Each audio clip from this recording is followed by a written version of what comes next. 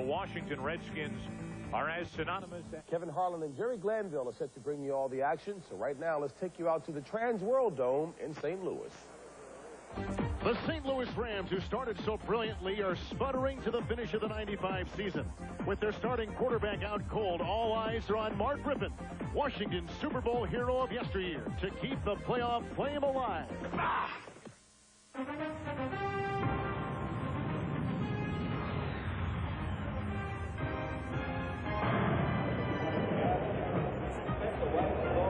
Indoors in St. Louis, Fox Television Sports presents the National Football League. Today, the Washington Redskins take on the St. Louis Rams. The Rams are still involved in the playoffs, a 7-7 record tied with Chicago and Tampa Bay, but St. Louis is on the outside looking in, and a win today is paramount against the Washington Redskins. And a pleasant good afternoon, everyone. With Jerry Glanville, this is Kevin Harlan. The Redskins 4-10, a team trying to finish the season strong.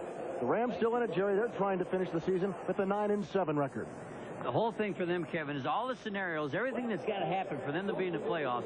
They win today. Meet Monday, draw it up on the board, look at the scenarios on Monday, because if you don't win today, nothing else really matters. And the key, the quarterback, Mark Rypien, the former Redskin quarterback, and his record-setting wide receiver, Isaac Bruce. Isaac Bruce is the key. The only way they can score in a hurry and get big yardage is with what should be an all-pro receiver, a second-year man having a great year. Now, the positives for the Redskins are a lot of them, but in particular, running back Terry Allen.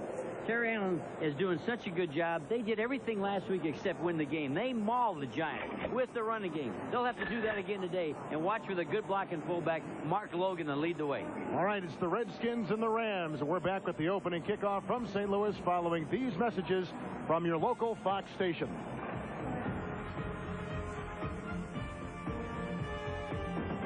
Rams and the Redskins today meeting. They finished off last season in Anaheim when the Rams were then called the Los Angeles Rams. Quarterbacking today for the Rams will be the former Redskin, Mark Rypien. He led them to a Super Bowl in 1991, but today mixed emotions, mixed feelings about taking on his old team. You know, there's a mixed bag of feelings, obviously, in a place where you spent 8 great years, but I have no vendettas or anything like that. I'm looking forward again to the competition on the field and the friendship afterwards, and that's basically all it is. Rich Brooks inserted the quarterback with the starting position last week against Buffalo. He had to take the place of the injured Chris Miller a couple weeks ago against the Jets when he went through his 5th concussion in the last 14 months. And out for the season is Chris Miller. Here's head coach Norv Turner. The coaching has been good for the Redskins this year. It's been the players and missing assignments and penalties that have caused some problems. And here we go, and Todd Kinchin inside the 10 for the St. Louis Rams as he hurdles the defender and works his way to the 29-yard line. The Rams will begin right there, led by Mark Rypien, who threw for a career-high 55 times a week ago, 6 touchdowns and 6 interceptions. On the offensive line, Gandy Loneker taking the place of Goes, Vern Brostick, Dwayne White, and Darrell Ashmore in the backfield. Running backs Greg Robinson, who is taking the place of Jerome Bettis. Marv Cook is back there as an H-back. Isaac Bruce having a terrific season with Wright and Drayton as the tight end. First down and 10 yards to go. The pitch up and the end around goes to Isaac Bruce on the fake, and Rypien throws long, and he's got the receiver, and it's caught by Alexander Wright inside the 20-yard line. That's a gain of 49 yards and a big play to open up things for the St. Louis Rams. What a way to start the game. It started off as reverse, and then the quarterback finally bends up with it. And he was not, when the quarterback let this go, the man was not open. He just let it go, and he finally ran away from him. Alexander Wright coming back after that back surgery. And Bettis does begin the game. He is a late addition to the starting lineup. First down and 10 yards to go from the 20. Here comes Jerome Bettis, who piles his way up the middle, inside the 15 and down to the 14 with the great block from the right guard, Dwayne White. Against that Redskin defense, a 43 look. Rich Owens is on that defensive line, and he has been a great story this year. The rookie joining him, William Gaines, Mark Boutte, and Tony Woods. In the linebacking core, the former Buffalo Bill, Marcus Patton, with Rod Stevens and Ken Harvey, who's having another terrific season. Green will start, although not practicing all week long, with Tom Carter at the other corner, and then Stanley Richard and James Washington will be the safeties. Second down and 4. Bettis swerving his way down to the 11 and close to a Rams first down. And a nice cut by Bettis. He's been off and on, not playing sometimes. Last week replaced by Greg Robinson. Watch the cut. Doesn't like the linebacker in the hole. Cuts right off to the left. Good job getting away from Marv Fitzpatrick. Jerome Bettis carried the ball just one time last week. He has been a much talked about player here in St. Louis. The holdout in training camp. A good beginning to the season, but Jerry, he's been tailing off as the season's gone on.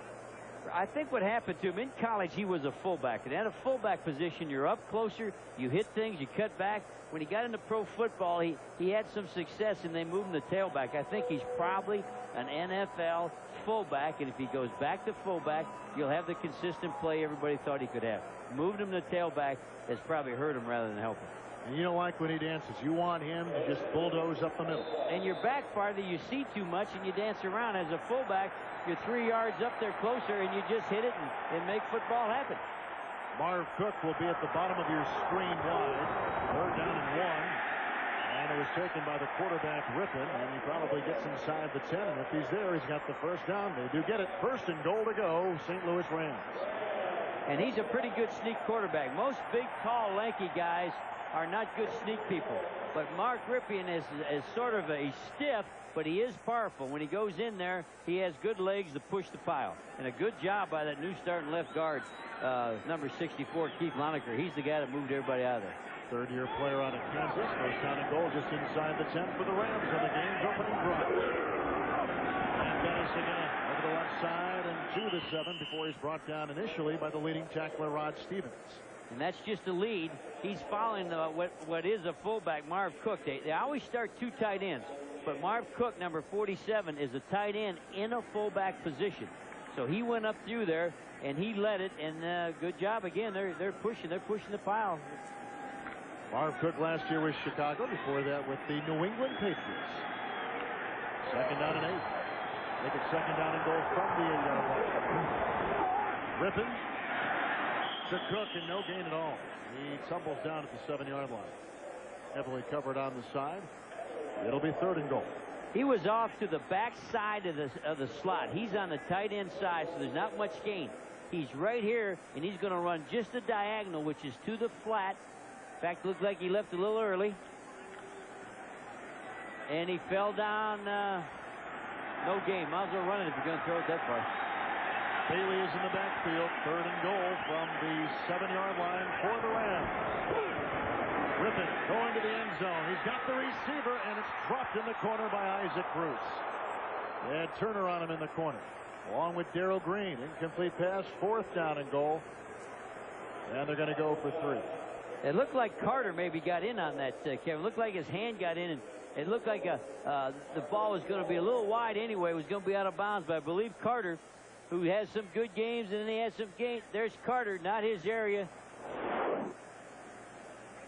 I guess the ball's coming out before Carter gets there, but he was open for a little while. Scott Turner's responsibility, and Tom Carter trying to cover him up. Here's Dean Biasucci, who began in training camp this year with the Pittsburgh Steelers, booting a 25-yard field goal for the St. Louis Rams. He kicked 4 of them last week, and Biasucci is now 6 of 7 since being picked up by the Rams to take an early 3-0 lead. Pretty view of downtown St. Louis. You saw the old courthouse right there with the gateway arch in the back. You see 8 plays and 63 yards by the Rams on the game opening drive, and the kickoff by Biasucci. Ryan Mitchell from the 11-yard line, and here comes one of the top kick returners in the NFL, and he gets a block and the kicker to beat, and a flag is thrown, and they come from the side, and Biasucci tripped him up. A return of 41 yards, and another flag is thrown. In fact, there are 3 on the field right now. The first flag was thrown by number 22, the official all the way over on this side, and he's maybe it's 52. They threw it way over. He was on this sideline. So something must have stood out dramatically, because he was a long way from the play. Holding on the Redskins last week, and a penalty called against the Rams. So somebody tried to wipe the wedge out by hitting below the knees. We have 2 fouls on the play after the ball was secured by the returner. We have blocking below the waist on the kicking team, number 4. We have holding, number 38, on the return team. By rule, the return team keeps the football at the spot of their foul. First down. Daryl Morrison was guilty, Jerry. Number 38. Oh, he's got a hold of that jersey. He's stretching it. He won't let it go, so he's got a hold of it. You can't hang on that long. You're looking for trouble. And then anytime you put them on the ground and pancake them, they will look to see if there's a hole. Once a man hits the deck, they look for the hole. First possession by the Redskins today. First down and 10 yards to go from their own 32-yard line. Trailing 3-0. And Schuler will go right to work, and they blow it dead. Bob McElwee is our referee today. Start, number 67 offense. 5 yards. Ray Brown, excellent left guard. You'll see 2 great guards for the Redskins today, Trey Johnson and Ray Brown, but Ray Brown there left a little early. He's Schuler making another start at quarterback in the start since he has come back from the long layoff. 1 touchdown and 2 interceptions, and for the season, 2 and 7 in those respective categories. The penalty now pushes him back 5 yards. It'll be first down and 15. Back at the 27-yard line. Ellard, 85, the former Ram, is in motion. And Terry Allen with the fumble, then recovered by the quarterback. Schuler, DeMarco Farr knocked it away. And Schuler jumping on the loose ball, and he had to get it. And so 2 interesting offensive plays to begin things for the Redskins today, who lost in the Meadowlands last week. Offensive line, Patton, Brown, Giesick, Johnson. The 2 guards having a great year, and the Iron Man, Ed Simmons, at the right tackle. In the backfield, they've got Terry Logan with blocking back and catching fullback Mark Logan. Westbrook and Ellard, the wide receivers, and the tight end is Scott Gelbert. Now the loss there on the fumble recovery, second down and 22. All-out blitz, Kevin. Schuler gets it across the middle, and the pass is caught out of the backfield and out to the 25-yard line by running back Terry Allen. And he picks up a little bit right there, about 6 yards on the play. Jimmy Jones was on the tackle. He's on that line with DeMarco Farr, Sean Gilbert, and Kevin Carter. Carter now seeing some interesting time here late in the season. Pfeiffer, Conlon, and Carlos Jenkins are the linebackers in the 43 base. They got Parker at one corner, Tom Ladd at the other, and 2 great safeties in Keith Lyle and Toby Wright. We love these safeties. These safeties are the safeties of the future. They're as good as anybody playing. Third down and 17. Mitchell is in the backfield as Schuler again retreats in the pocket to throw, and with pretty good time, he is high and wide to Ellard and incomplete. And so the Redskins have got to punt it away on their first possession. Right now for McDonald's Game Break, let's say good afternoon to James Brown in Hollywood. James? All right, Kevin, the loser in the Bucks-Bears game is out of the playoffs. Dilfer threw a pick. Rashawn Salam made him pay for it, but it's all tied at 7. Let's take it back to double duty. Kevin Harlan and Jerry Glanville. Good flying back with you last night, James. And, of course, Rashawn Salam is trying to gain some yards for the Chicago Bears. They need him down the stretch, especially in that cold weather at Soldier Field today against a Buccaneers team that is horrible in cold weather situations. And a good punt. What a punt. By Matt Turk, and it's picked up by Todd Kinchin, who is whipped around like a rag doll and takes it to the 33. Brought down by James Jenkins. That's a 49-yard punt with an 8-yard return, and the Redskins down. Amongst the best, if not the best, indoor facility in the National Football League, opened in October for the now St. Louis Rams. The second possession led by former Redskin quarterback Mark Rippon. Out at the 34-yard line. Fourth down and 10. And another handoff goes to Jerome Bettis, who submarines his way to the 35, picking up the yard. Brought down by Marcus Patton and Mark Boutte. And nice work by the Rams. I mean, by the Redskins defensive line. They're right here close to us. I was staring right down the line of scrimmage, and a good job by Mark Boutte. He won at his area. He pushed everybody back. Boutte is a former Ram. Former Ram player going against his old ball club. Second down and 8. Midway through the first quarter here in St. Louis. Rippon Isaac Bruce. He caught 9 last week. He lassoed this to the 37-yard line and picks up about 4, brought down by the former Cowboy, James Washington. Bruce, Jerry, is on a tremendous path. 96 catches now at that right there, a Rams record. Over 1,500 yards. He is close to approaching the 1961 all-time pro football receiving yards mark of Charlie Hennigan, who played with Houston. That's going back to 1961. Wow. Over 1,700 yards. Houston had Hennigan and Groman on that same team. Yes, good number. 3rd down and 3. Good blocking for Rippon, and the pass just out of the reach of Johnny Bailey. Marcus Pettin stride for stride in the flat, and after getting a field goal on their first possession, the Rams have got to punt this away. 3 and out. Tried to hit the back in the flat, just a possession pass, trying to get a first down. And I noticed on Rippon, watching him in the films from last week, the out cuts he's not sure on yet. He hadn't played in a long time. He's gunning and throwing the inside cuts excellent. But again, that was a ball to the outside, and I don't know if he knows the receivers well enough to have the confidence to throw the hard ball outside. The ball outside is soft. There's a terrible punt. Vendetta with the shank and trying to keep it probably more away from Brian Mitchell than anything else. Mitchell is the #1 punt return man in the National Football League, and this nice roller by Vendetta takes him inside the 15-yard line. 45-yard punt, and the Redskins will get it for a second time. Maryland area, and I'm sure when Jack Can't Cook heard me say this costs $3 million. $3 million. He'll take 2 of these. That's a pretty good. 2. We can take 15 of them. 1 for the crowd, 1 to park the cars. It is a $300 million complex. Coming up next is the second half of our Fox NFL Sunday doubleheader as the Giants take on the Dallas Cowboys in the battle of NFC East rivals. Don't miss MVP candidate Emmitt Smith as he leads the Cowboys later today, and leading it up the middle for the Redskins is Terry Allen. Over 1,000 yards this year. What a great story he has been. Good block by the tight end, Scott Galbraith. Now, Trey Johnson is going to pull and come at you, but he doesn't follow him. He didn't like what he saw, and he cut sharply inside. Good vision, good cutbacks. He was supposed to follow Trey Johnson on the kick out, but said, too crowded, going the other way. Trey there was that we had a good visit with him last night. At 17 years old, he hit 300 pounds. That's the first time he realized. First down, lined up in the neutral zone.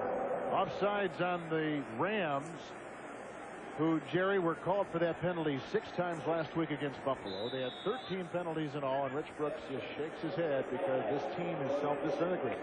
And defensively, I thought they were playing excellent last week until DeMarco Favre got that penalty, sort of took the aggression away from the defensive unit.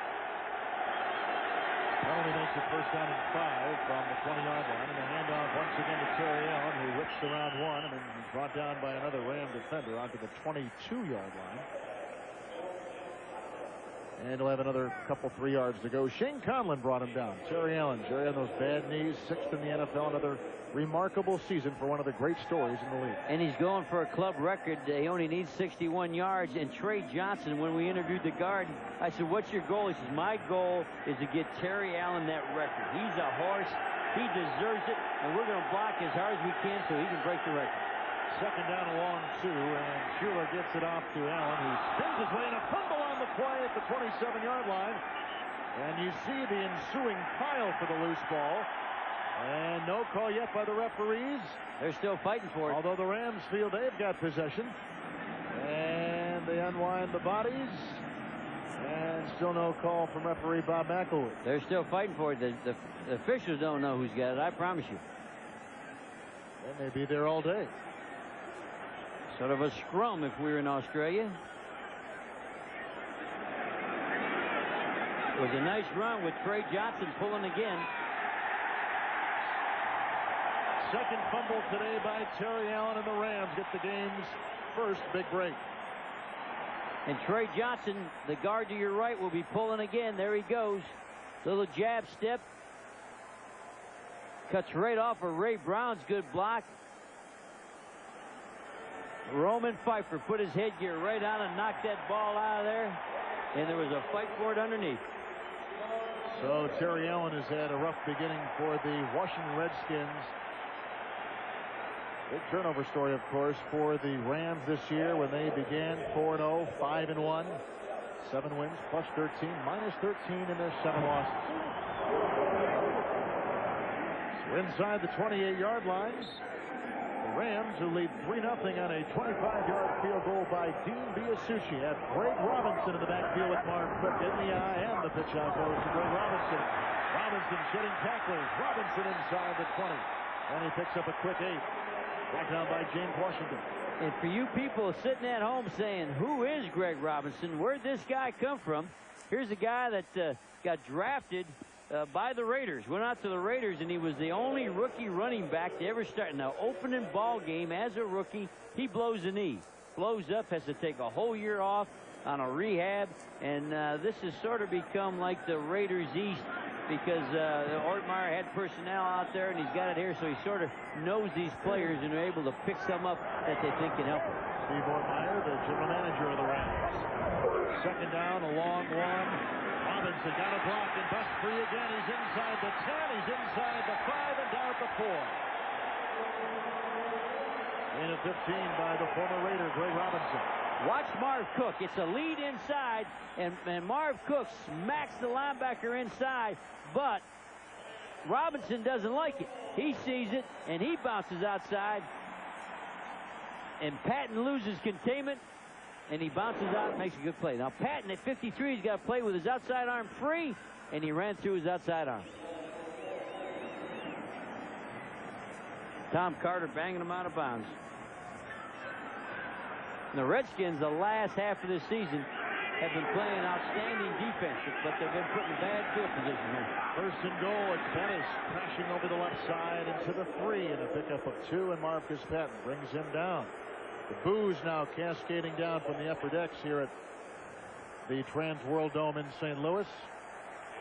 They like Bettis, and they like him more, but they like Greg Robinson better, who now takes the place of Bettis, who is admittedly struggling as the season is winding down. And again, I think he's struggling because he's in the wrong position. He's a fullback. Get him up front where he doesn't see too much and just slams it in. Everybody's late substituting.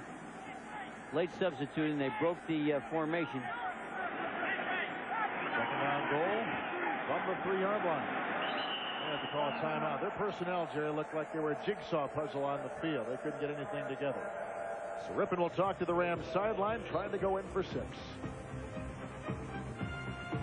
Because of late substitution, they didn't have all the people in. Now the Redskins on the other side see the wideout coming. There goes Carter coming in late. Now everybody's signaling, you're supposed to be over there. So then, and the quarterback realizes we don't have this, and had a waste of time out. There's the set with the back to the slot. Look at the top. The back is to the slot. Not there anymore. Second down goal from the 3, Robinson. That's as far as the 3. Boutain makes the initial hit. Another nice whack by James Washington. James Washington in a phone booth. If you're going to play in a short area, they're going to try a lead into here. They can't cut the backside off like they want. Watch the safety come from the right of the screen. And now gather them up. Unusual formation to run there, Kevin, because you don't have enough people to cut off the backside pursuit without having a tight end over there. Game of matchups. They made it look like they were going to throw. When I hollered, there's a slot with a back that side. That's a passing set. Then when they motioned, they ran the lead draw into the tight end. Left tackle Wayne Gandy is down, as you see there, and they'll bring in Clarence Jones, who came from the Giants last season. And Wayne Gandy was matched up against a story, Rich Owens, the rookie from Lehigh. I don't know when. Good story. Yeah, when has a rookie from Lehigh started in the National Football League? That'd be a heck of a question. And Owens went to Lehigh without a football scholarship. Was a track guy and a wrestler, and ran the hurdles, did all kinds of things, but he only played 1 year of football. He said his life story this year is a Cinderella story for him to end up starting for the Redskins. In fact, Ron Lynn, the defensive coordinator, calls him Richie Redskin. and he says, everybody's got a nickname. That's not so bad to have that as a nickname. Well, he fractured a bone in preseason, so he missed the first 4 games. He was inactive. And the good players for the Redskins are young players. This is going to be a good team of the future. If they can just hang on and have a good close. And the Redskins, the 1995 Redskins, by all their fans, will be remembered as the team that beat the Cowboys twice. True time. And that's how they'll remember this bunch. They'd rather do that, I think, than do anything else anyway. How do you explain it as we see coming off the field Wayne Gandy, and doesn't need any help, but he definitely is favoring his leg, and so we'll have to get an update from the sideline on that. But how do they beat Dallas twice in one season? I guess it has to go back to knowing what they do and how they do it, and realizing the only way you're going to beat the Cowboys is run the ball on them. You got to run the football and take the ball with you. Gandy not walking real good there. He'll need an electric starter for his Harley. He won't be able to kickstart that thing. 3rd and goal from the 3. Hinchin is the 3rd receiver for quarterback Mark Rippon. Bailey in the backfield. Rippon going to his second option, which is Bailey, who gets as far as the 1. Did not cross. Did not cross the plane, and so he is just that close. And Darrell Green not practicing all week long with a bad ankle. What a great job by the quarterback, Kevin. He looks, watch, he's going to look to his right. He wants to fire the fade. Now he looks to the post pattern, doesn't see that, and then sees the back flare. That's what a veteran quarterback did. He gives you 3 shots to get rid of that football. He looked for Todd Kitchen, couldn't find that. Looked for Isaac Bruce, couldn't find that. And bam, puts it on the back, who takes it to the 1-inch line. Now they bring in their heavy artillery. Bettis is in the backfield with Cook and 3 tight ends. And Bettis, the battering ram, is in for the St. Louis touchdown.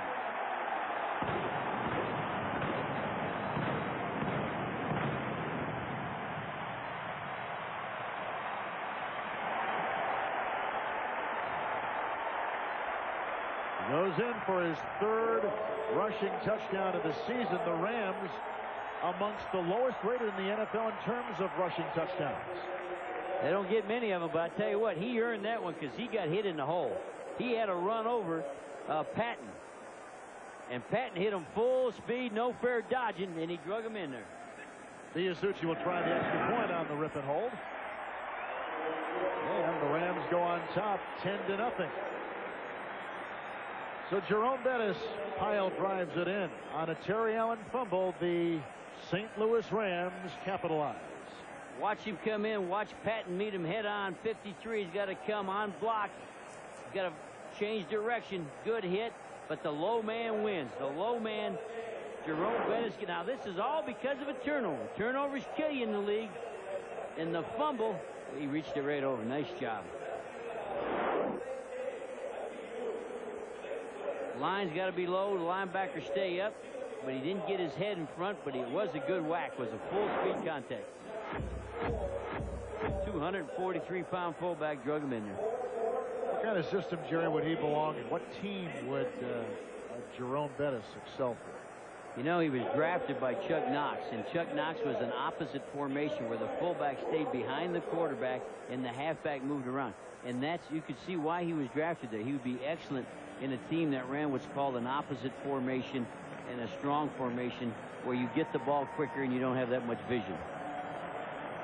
Well, the Rams, who lost last week to Buffalo 45-27, and the offense of Buffalo just steamrolled the St. Louis defense. Trying to bounce back with the record of 7-7. What happened to the Rams there, Kevin? They ended up playing a different defense against the 3 wide. I think their defensive adjustment really helped them more than the play of the defensive players. Brian Mitchell from the 7-yard line getting blocked and moving upfield and brought down again by the kickoff man, Dean Biasucci. That's a return of 31 yards. Brian Mitchell, who returned one 53 yards last week late in the game against the New York Giants. And both kickoff returns today were almost touchdowns. Now here's a guy that doesn't earn a living being real physical. In fact, he'd like not to have to shower when the game. Oh, slip. Oh man, he put his head down. That head up. Oh boy, he's that head up. Going to hurt himself, isn't he? He's going to get hurt. Redskins from their own 38. First down and 10 yards to go. Schuler swings it out, caught by Allen. And he's tackled in the open field by Anthony Parker. It's a gain of 13 and a Redskin first down with their best field position today at the 49 of St. Louis. Good read by a young quarterback. It's 4 deep. Here's something you don't see on 1st and 10. So He's off. All these people. Nothing deep, nothing cheap. So all you got left is a little flare, and the quarterback is able to see. Look at the 4 deep. Nothing's coming through here. Then throw the dump and run with it. First down, 10 yards to go. After getting their first down of the day, Schuler pulls the pass, which is caught at the 35 by Michael Westbrook. He's had all kinds of injuries throughout the season. That time he picks up 14 yards and the second first down in a row by the Redskins. An inside curl throwing high. But Westbrook, he's a big guy. When we go to interview him, it's surprising that he's a wideout. And he's able to go high and pull the ball down. And that helps a young quarterback. He didn't make a good throw, but he's got a completion, and that'll get him back in rhythm. Wayne Gandy has a sprained knee. His return is uncertain. First down and 10 yards to go. Pitch out to Allen, trying to reverse. They got the handoff to Westbrook, who's got blockers ahead. He has to get to the 25 for the first down, and he dives near the first down at the 25 of the Rams. And a good call. Westbrook, who has only carried the ball 3 times prior to that, picks up a ton. A great block by Heath Schuler. The play was going to be smelled out. DeMarco Favre, everybody was chasing the play. Now watch Schuler. Now he's going to get tackled, and whack, gets the big man down. Jimmy Jones. That play could have lost 10. Instead it picks up 10. Oh, he had to get deep for the hand. Wow, were they lucky to get that handoff? Huh? Whoa. They could have lost. That was a good job. Now watch the block. There's the block by Heath Schuler. And now Ray Brown's out leading it. We like Ray Brown. We like Trey Johnson. We like John Giesecke. The parts for the Redskins are pretty good. Right now, they just need to play together for a while. But you go down the roster, and they have good names, good players. So when the total is not playing as good as the parts, it just usually takes time and playing together. Redskins on their best looking drive of the day, trailing 10-0, have the ball first down and 10 yards to go inside the 25. Schuler with that short drop. Westbrook can't find the handle at the 21. It'll be second and 10. Hot ball. That was a little 3-step 1-2 throw it by the quarterback, and he guns it real hard. That's what a rookie does. He's got adrenaline flowing in there. Now watch this. He's so hyped up his shoelaces could stand up. Now watch this. 1, 2. Now watch the fire. Let it go, and the ball's so hot the receiver cannot hang on to it. That's too bad, because last week he couldn't put enough zip on the ball to get it to Ellard, which would have tied the game against New York late in the game. Second down and 10. Now and again, DeMarco Favre shot right through, made the stop on Terry Allen. DeMarco Favre, not drafted, just a guy come in, undersized. All he is now is an all-out football player. We saw him in his first start. Number 98, defense, lined up in the neutral zone. 5-yard penalty, second down. Jimmy Jones offside. Watch DeMarco Favre play. He's in the jet 3. He comes down inside to the 1 gap. And Jimmy must have lined up offside. I thought Jimmy owned the Cowboys. What's he doing playing for the Rams? Jerry, first of all. Oh, I got those names mixed up. There was Jimmy Johnson and Jerry Jones. I got it. A lot of J's. A lot of J's in there. The 4 J's are no longer sleeping together. That's the second offside penalty against the Rams defense today, 6 last week. Second down and 5. And they throw this one dead in mid-motion. They were going for Westbrook, and Todd White gave a wicked hit on a juggling attempt by Westbrook, but they blew that one dead. False start prior to the snap. Number 89, offense. Prior to the snap, no play. That's the tight end, Scott Gelbert. And what a gun. He gunned that ball, and Toby Wright went in there. Watch this little twitch. There's the twitch. Watch the throw. He guns it in there, and then Toby Wright comes over and tries to knock the head right off the receiver. They're getting after pretty good today. Well, both teams are looking to finish the season strong. The Rams, who were 4-12 a season ago, trying to at least get to 500. And a win today would at least secure that. They're 7-7 coming into today. And another win, if they go 9-7, would look very good toward the playoffs. And Norv Turner, Jerry, has had an interesting season. So many close losses, some crippling injuries, you feel they're on the right track? Only problem they're having is they're always behind. They never get a lead. They always have to play catch-up. They've only been ahead once in the last 30 games. They're always coming from behind, and that makes it harder on this young football team. Second down and 10 pass caught by Westbrook, the first-round pick out of Colorado. And Todd Light gets him on the side and rides him down like a rodeo cowboy. This is called a diagonal. A diagonal you maybe would call a flat. We're going to just get to the flat, roll this way, and gun the football. Oh, pardon me, outside guy. Not much gain. That's good for Todd Light. Come up and make that tackle. And there's help by Roman Pfeiffer. Roman Pfeiffer will tag you. Third down and 7. And a little double pass caught by Brian Mitchell. He's got the seam, and Brian Mitchell is in for the touchdown. A great block by Ray Brown. A touchdown gallop of 22 yards. And the Redskins are on the board for the first time. And that's coaching. They let Kevin Carter, the rookie, defensive left end, roar upfield to rush it. They didn't even touch him in the underneath flip. It's a little flip up underneath. Don't block the outside people, and they get out of the woods. Watch this guy roar up through here. He's going to come by and flip it to him underneath. By not blocking him, they can come down and get the down block on Shane Conlon and the kickoff block. Wow, now that's a nice coaching job. They had that school. They had that on film. They knew when they had to have it work. Watch him flip it underneath. What's good, if he drops it, it's an incomplete pass. It's not a fumble. So it's not a dangerous play. And the first rushing touchdown by Brian Mitchell. Receiving touchdown. First receiving touchdown by Brian Mitchell. Yeah, that's considered a pass because yeah. if he were to drop that exchange, it's not a fumble. It's an incomplete pass. 6 plays, 62-yard drive, 3.5 minutes on the drive with no time remaining on the first quarter clock. That was the final play from scrimmage. Now they'll try the extra point, wind up our first quarter. Here is the Dome in St. Louis. Eddie Murray splits it through. Wow. And it's 10. Now that was no pretty kick there, was it? Huh? That's the end of the first quarter with the score. The Rams 10, the Redskins 7. We'll be back after this. On the St. Louis Rams.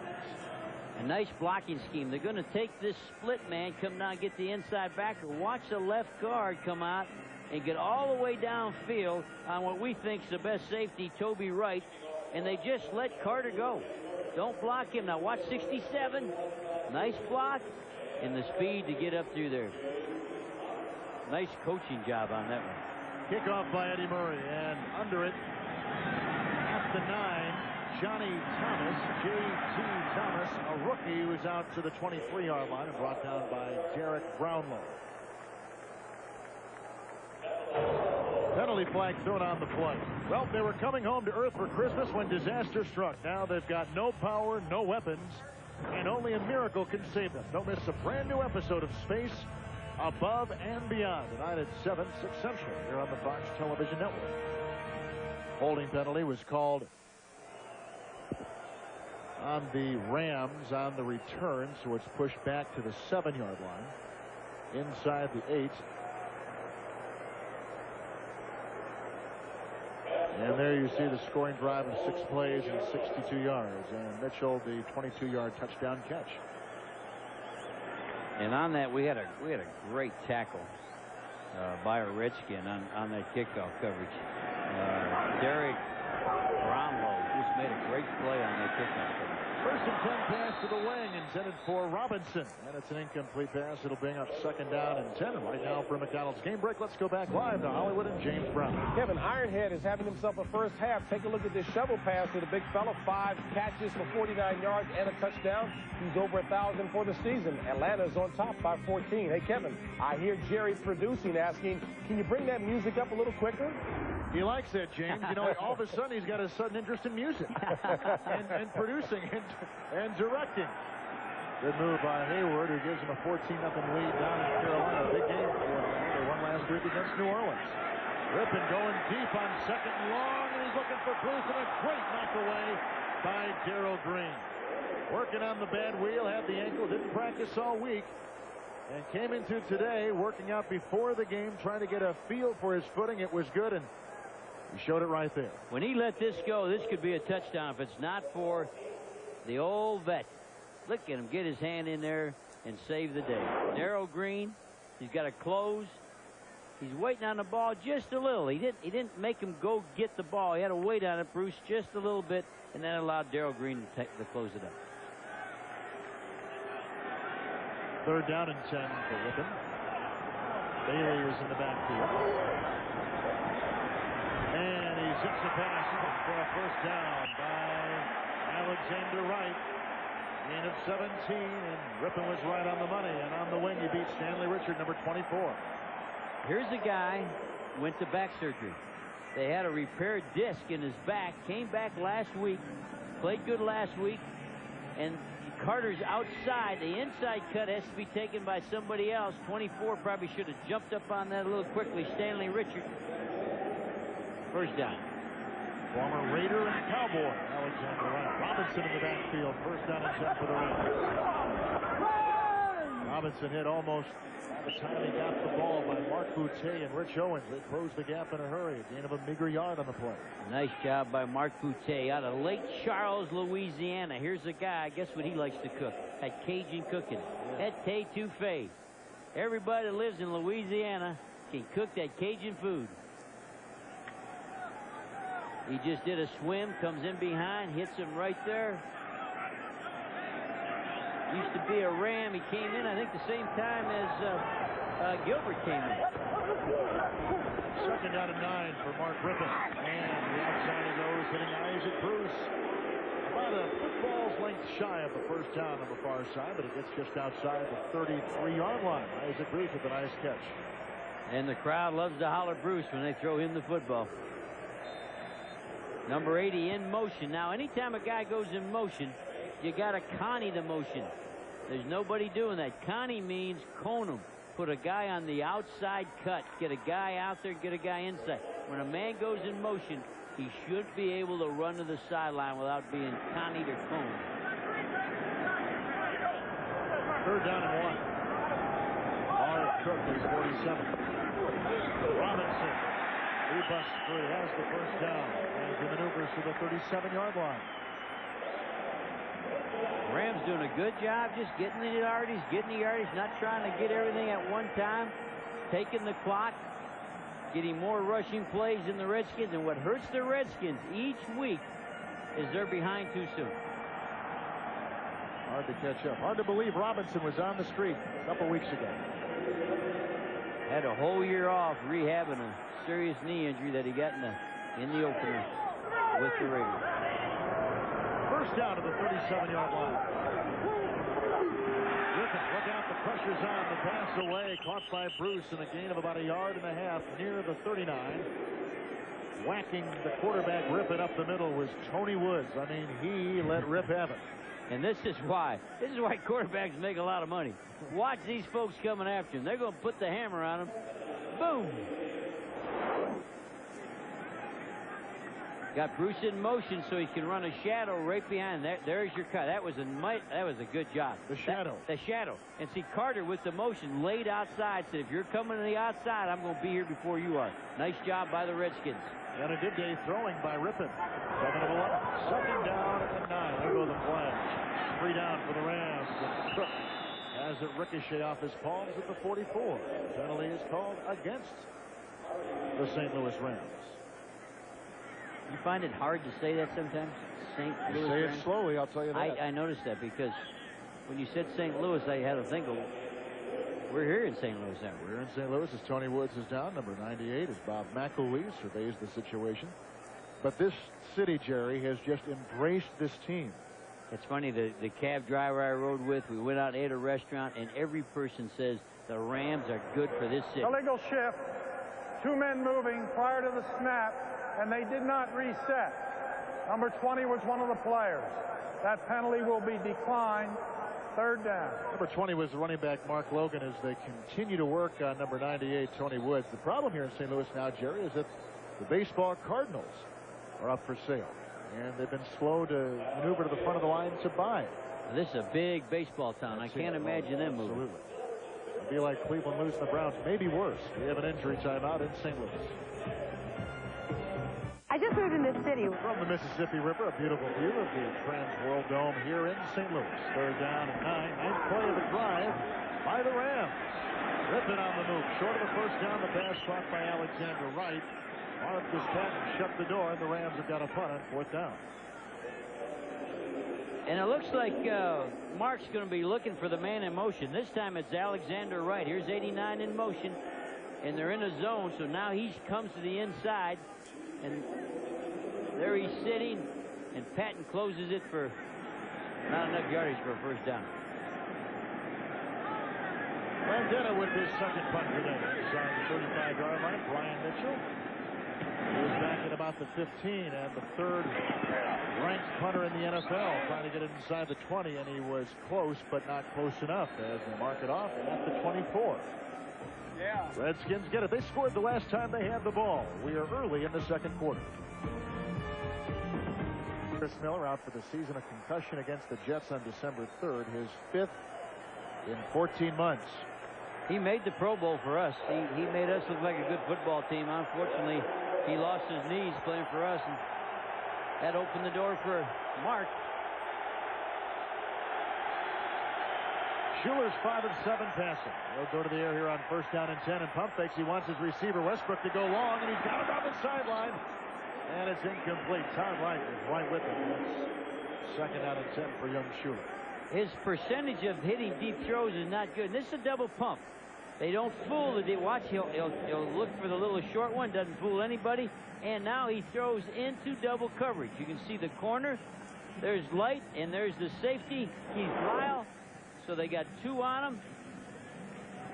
Oh, that hand got in there too soon. I think old Todd Light got away with it. And he wasn't looking back at the ball. No, he swatted his arms before the ball got there. Once in a while, you need to steal one. Second down and 10.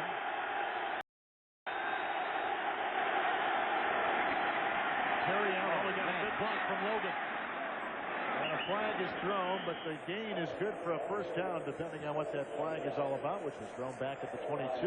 Gain of 14 yards. Did you call it? What a block by Logan. And the penalties against the Redskins. Number 89, offense, 10 yards, second down. 89, the tight end, Scott Galbraith. Logan knocked one of these Rams all the way back to L.A. Here's Logan, the blocking back, what he does for a living. Watch this. Wow, he got Pfeiffer on roller skates. Too bad they had the hole in with great blocking. They just can't get going today, can they? The Redskins are self-destructing. They're killing themselves. Last week, Jerry, they, for one time all season, put it together on both offense and defense. The special teams were a little bit shaky, but overall, the Redskins played a pretty good game against the New York Giants in the West. Second down and 20 yards to go with the penalty. And with the ball, Brian Mitchell. Logan missed the block that time, and Todd Light took advantage of it, streaming in, joined by Pfeiffer, and the Rams defense was there. Don't run sideways on the Ram defense. The 7 can run. The 4 down linemen, the 3 linebackers, Todd Light got in on the tackle, and I wouldn't go sideways on the Rams. They're having success going up inside, but they're just hurting themselves with fumbles and holding penalties. Rams could not stop the run last week. Thurman Thomas for the Buffalo Bills gained 129 yards against this defense, so they're probably working on a little bit in practice this week, stopping the run of the Redskins. It was really the scheme. They came with 3 wide, and then the Rams came back with only 1 linebacker inside, and they out-schemed him, really. A third and 23. Mitchell with Pfeiffer meeting him at the 12, and the Redskins have got to punt again. Well, you got 3rd and 25, and you throw a 2-yard slant with a ball caught. Why you would do that, I haven't figured that out yet. This, if you're going to do this, you might as well hand it off.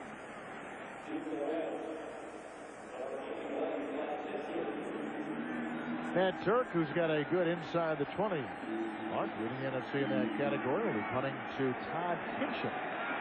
And Turk, the punter that came in as a 260-pound tight end. He's a football. Oh, look at that punt, Kevin. He sends a rocket which almost hits the ceiling of the dome, and Kinship whipped around and brought down at the 31-yard line by Scott Turner. That's a punt of 56 yards with just a 1-yard return. He was in camp this year against Lindetta, and they didn't know what to do because Lindetta, of course, is leading the NFC in punting, and Turk was here. Free agent out of Wisconsin Whitewater. Well, today's Aflac trivia question. What team was the final opponent for both the Cleveland Rams and the Los Angeles Rams? The answer coming up. I just moved in this city, right? And I knew. What team was the final opponent for both the Cleveland Rams and the Los Angeles Rams? And the answer, the Washington Redskins, who lost the 1945 NFL Championship game. Jerry, I think I just saw you there. There it was. To the Cleveland Rams, who defeated the Los Angeles Rams, of course, last December 29th in Anaheim. You and I saw that game. We did that game. In fact, they had about 8 people there watching that game. Yeah, a lot of people in the witness protection program. Right. That game. Todd Kinchin, a little woozy. Wow. You gotta love this guy. This guy is reckless. He's wide open. He doesn't play the game like he's trying to live forever. And he's fumbled 5 times on kick returns each year because he is so reckless. Yeah, the reward is great, but the cost can be great. He's a fun guy. He's a guy that loves to play. He's always enthusiastic.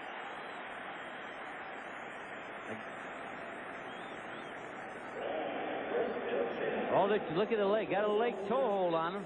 Big time wrestling. Move perfected by Edouard Carpentier, the flying Frenchman who used to wrestle here in St. Louis. Wow. Yeah, Blackjack Lanza. I can tell you watched him. I used to live here. Were they glad when you moved? First down and 10. Here comes Robinson. And escorted out of bounds at the 34. And about the team picture showing on the way out. Rich Owens was there leading the brigade. On the ground today, the Rams and the Redskins rushing the ball. Not a lot of yards either way. The 5 rushes for the Redskins is caused by getting behind, fumbling the football, turnover, and you don't have time to do what your plan was when you came in here. Second down and 7 from the 34.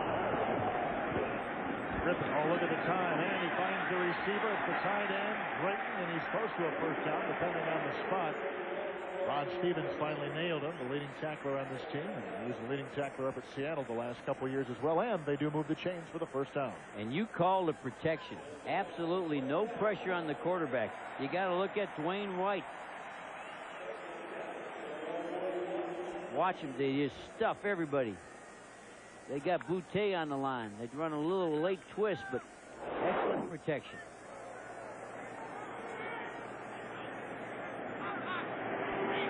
Good hit by Rod Stevens after the catch, but no pressure on the quarterback. First down and 10 from the 41. Rams lead it 10-7. Rippon throws Alexander Wright to the 45. Spun down there, picks up 3 and brought down by Marcus Patton, the linebacker. And he's not in a drop back. This time he runs a little bit of a semi-roll to his left. Even though he's right-handed, he rolls to his left, sets up, and throws the short pass. Not just a drop back. They're moving the quarterback around.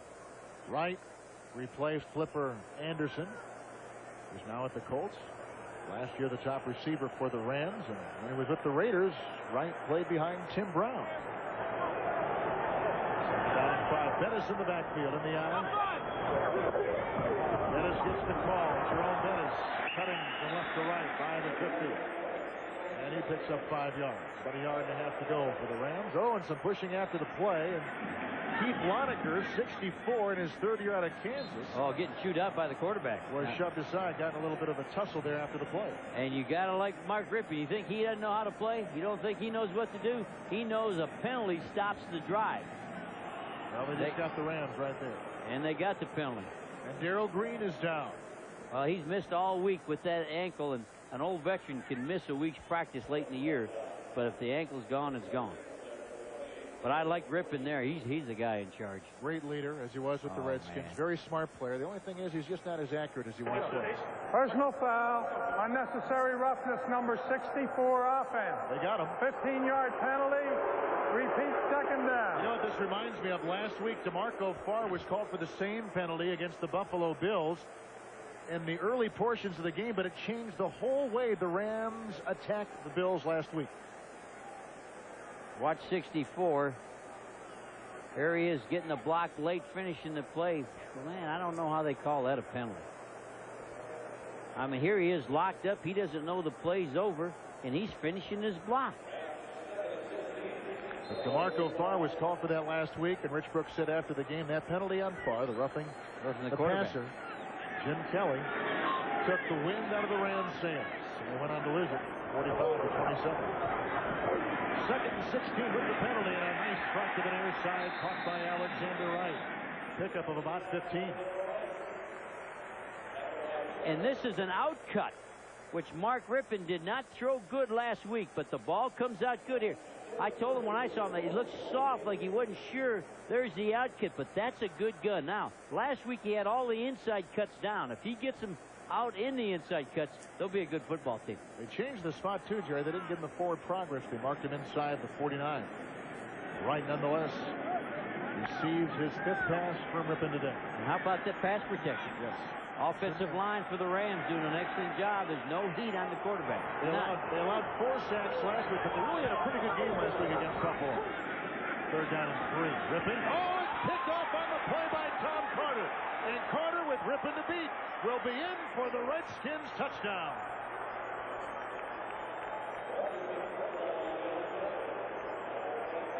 And it's the outcut, the one I thought he was dangerous with, and he throws the outcut a little soft. I said before the game, if he threw everything inside the numbers on the in cuts, he'd have a good game. Well, he had a good out to play before this, but watch the soft touch. Takes a little off it. And Carter waiting like a spider to pounce on that thing. Carter with his 4th interception of the season, his 1st touchdown of the year, and he gives the Redskins a lead. That is his 1st career NFL touchdown as well. Extra point is good. 5:34, 2nd quarter. It's Washington 14, Rams 10, as Washington cashes in on a Rippon interception. Away last week on a 40-yard touchdown pass, and the Redskin loss to the Giants. Comes back moments ago, 51-yard interception for a touchdown, his 1st career touchdown return after intercepting a pass. He's got 4 of them this year, 4 interceptions, and 14 unanswered points by the Redskins, who lead it 14-10. Johnny Bailey on the kickoff return and brought down hard by Daryl Morrison. Well, it's Thomas Hayden Church from Wings, like you've never heard him before. He's one half of TV's Funniest Couple. Catch a brand new Ned and Stacy tomorrow, and it's new time, 9, 8 Central, right after TV's Funniest Christmas Moments. Saw Mr. Church last night in Philadelphia at the fight. Shane Conlon had a knee that he aggravated last week against Buffalo, and he's done the same thing here today against the Redskins, and they're uncertain about his return today. And he was a free agent. He was wanting to go to a team that played on grass to get away from Buffalo, and then the Rams moved. On 1st and 10, it's Bettis to the 29. Ken Harvey met him, and it's a gain of about 1.5 yards on 1st down. Make it 2nd down and long, with the Redskins on top, 14-10. Shane Conlon is a free agent after this year.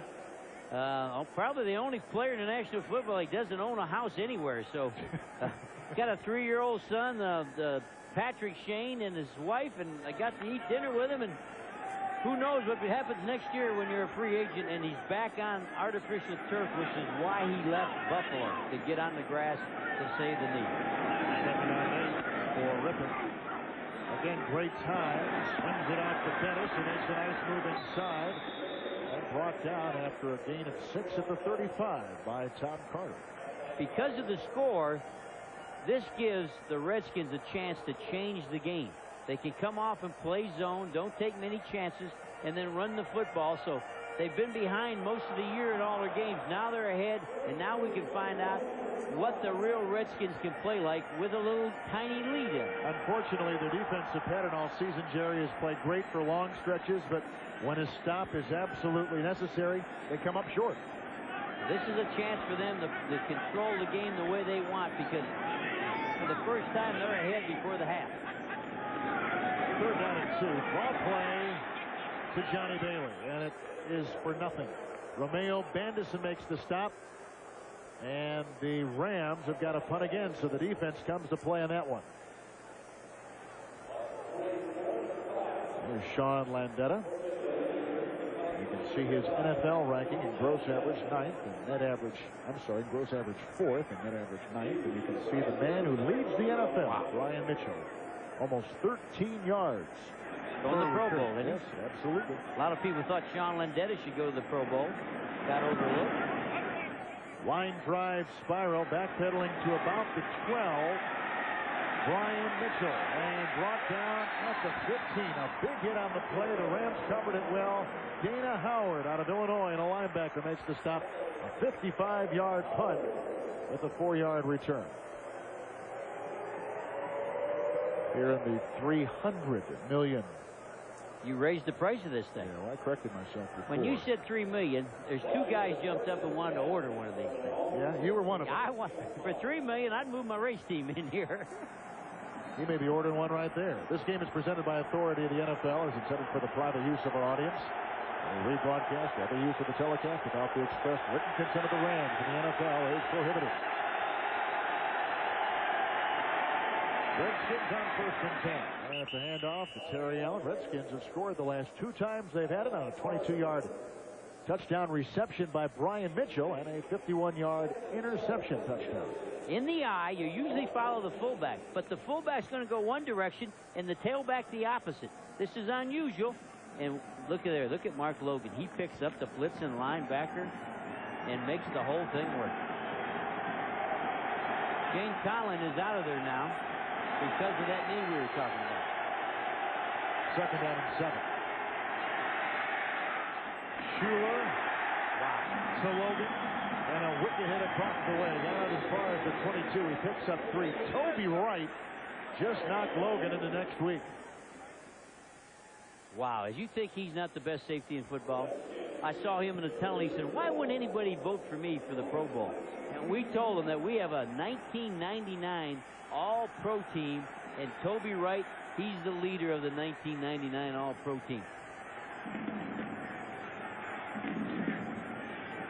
Look at here. Here's what we think. Look at the Rams. Isaac Bruce, Kevin Carter, DeMarco Park, Toby Wright. And look at the Redskins. Ray Brown, Trey Johnson, Rich Owens, William Gaines. Here's guys that are going to be on the All-Pro team. They're too young to get the credit for how good they can play now. We are at the 2-minute warning. 10-0 earlier in this half. Coming up next to be the Doctors halftime. Scores and highlights. Choice cuts. That's big-time plays with JB, Terry Howie, and the coach, Jimmy Johnson. The Doctors halftime. Coming up next live from Hollywood. 3rd down and 4. Brian Mitchell got a block. He's got the 1st down. Mitchell is out to the 37-yard line. That's a gain of 15 yards and a good one for Mitchell, who already has a touchdown receiving today. They get into a trips. A trips is all wideouts to one side, and they all go down inside.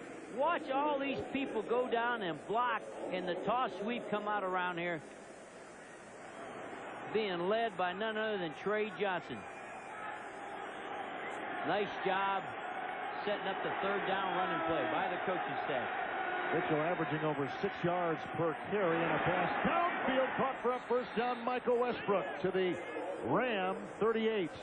What a strike by Schuler. And a lot of people wonder, why do you draft a wideout #1? This guy is big. He has good speed, and he'll go down low and dig out a low pass. This is not a great pass, but a receiver's got to make that catch. A nice job. And some young players are going to grow up, and the Redskins are going to be something that the fans are going to be proud of down the road. Maybe even more important than Westbrook is the quarterback Schuler. We have seen him off and on over the last 2 years, and Norv Turner, of course, Jerry, has staked a great deal of his reputation on the young 2nd-year quarterback Schuler out of Tennessee.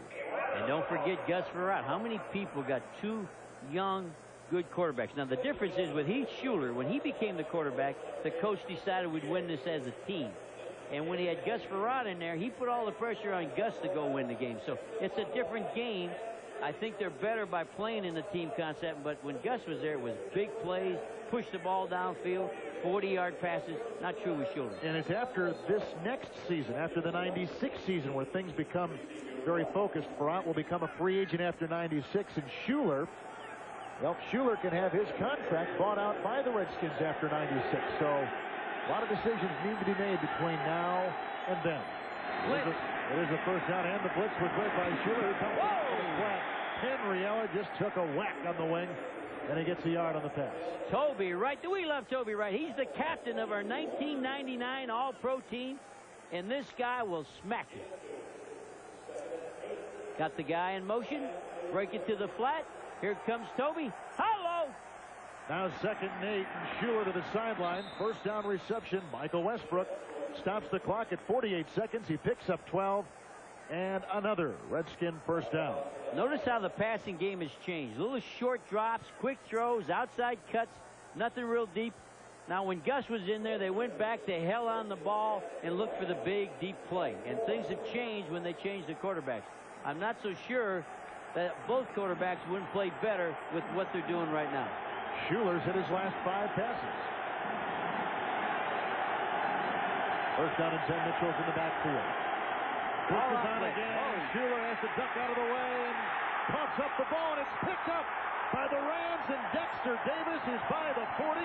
The second turnover today by the Redskins, and the Rams have it at the 42. Kevin Carter was all over the young quarterback, Heath Schuler. He tried to throw it away while he was in the grass, and you got to learn, if you're going to take a lump, take your lump, but hang on the ball. The blitz has got him. They didn't pick it up. He's trying to throw the ball. Lucky they got him on the tackle. Lucky they got him down here, Kevin. Cedric Figueroa, who is replacing the injured Shane Conlon, jarred the ball free. The Ram defense is coming after him. There's Cedric Figueroa. When Shane left, they went to more blitzes with the younger linebacker. Probably doesn't play the base scheme as good, but go ahead and blitz a youngster. Bailey's in the backfield. First down and 10 just beyond the 41-yard line for the former Redskin, now Ram Rippon, who throws the pass caught by Isaac Bruce. Gain of 9 to the 49 of Washington. And an inside turn in, inside cut on the number. This is what you see on the film. Rippon can throw this thing. Stay away from the out routes, and you'll go home liking Rippon. That inside cut, a turn in on the number, is a rocket. Isaac Bruce has caught 4 rockets today. Timeout in 26 seconds in the first half. Inside cut. Watch the ball come out. He's so confident on inside turn-ins, curls, on the number. It's an RPM ball. He can throw that ball through the car wash, not get it wet. Stay away from the out route. When he throws the out route, he's not sure where the receiver's going, and he takes so much off the ball, they pick it off. Well, sometimes you got to wait in line for those guys to throw those footballs through the car wash, don't you? Well, if your turn's up, you just buy a ticket and let her go. Buy the ticket and let it go. Johnny Bailey's in the backfield. Second down and 1.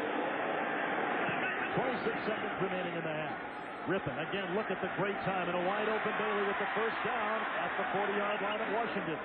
The Redskins stop him there. St. Louis with 1 timeout remaining, and the clock is winding down. Rippon again. Out of the reach. Alexander Wright, incomplete. And the clock at 7 seconds. And that was incomplete on the outcut. The quick out. Stop the clock. One more play? Well, I think the one play, you're probably done. So if this is it, where's the ball got to end up? In the end zone.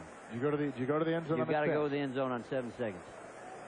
And quickly, you've got to go to the end zone. Get the ball down in there and make it a jump ball.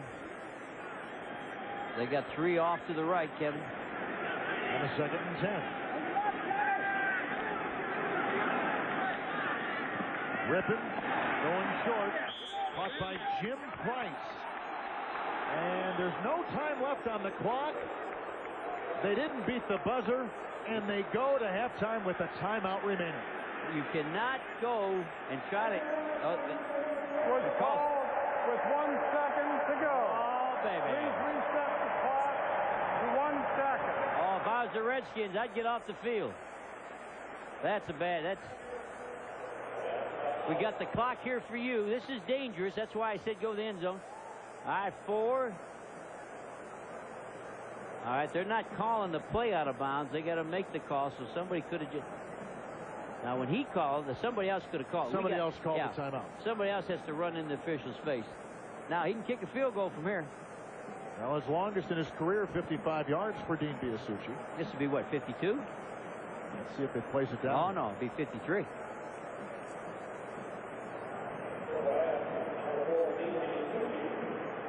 Kicked 4 field goals last week. This will be a 54-yard drive. This season, he's kicked a 51-yarder. He's back a full 8 yards. Most of the time they go 7.5, Kevin. So he's going to try to hit a line drive. When you got to hit a line drive, you back up another half a yard. The holder. Ripping on the hole, Jim Price, who just caught that pass on the snap. And Biasucci. Wide left. A little bit shy. So we've gone to halftime with the Washington Redskins on top, 14-10. Jerry, that snap looked a little bit high. Good hole. I tell you, Rippon's a good holder. That's into the half. 14-10 Redskins. Stay tuned for the Dockers halftime after these messages from your local Fox station.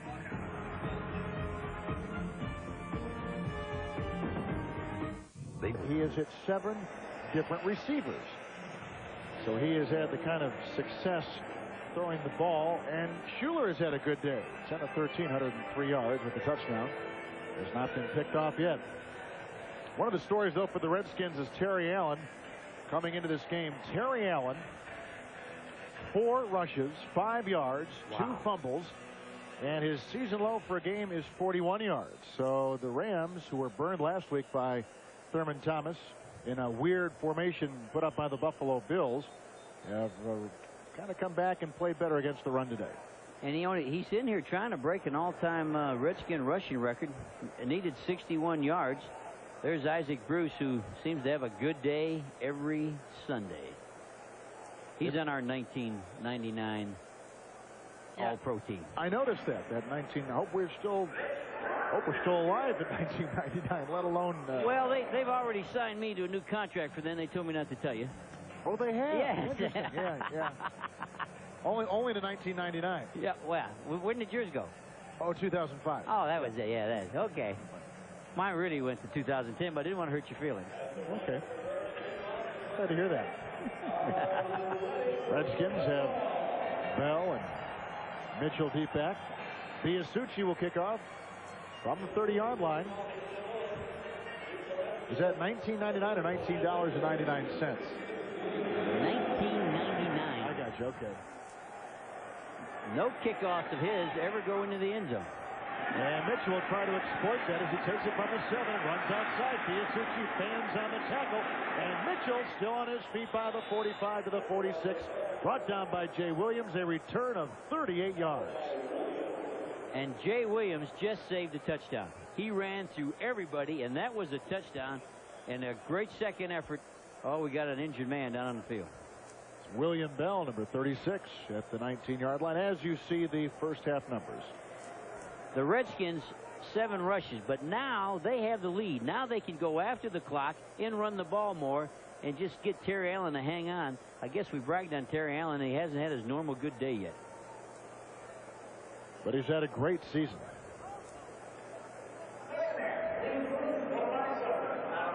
Bell slow to get up, but indeed he does get up. Doesn't want to be helped up either.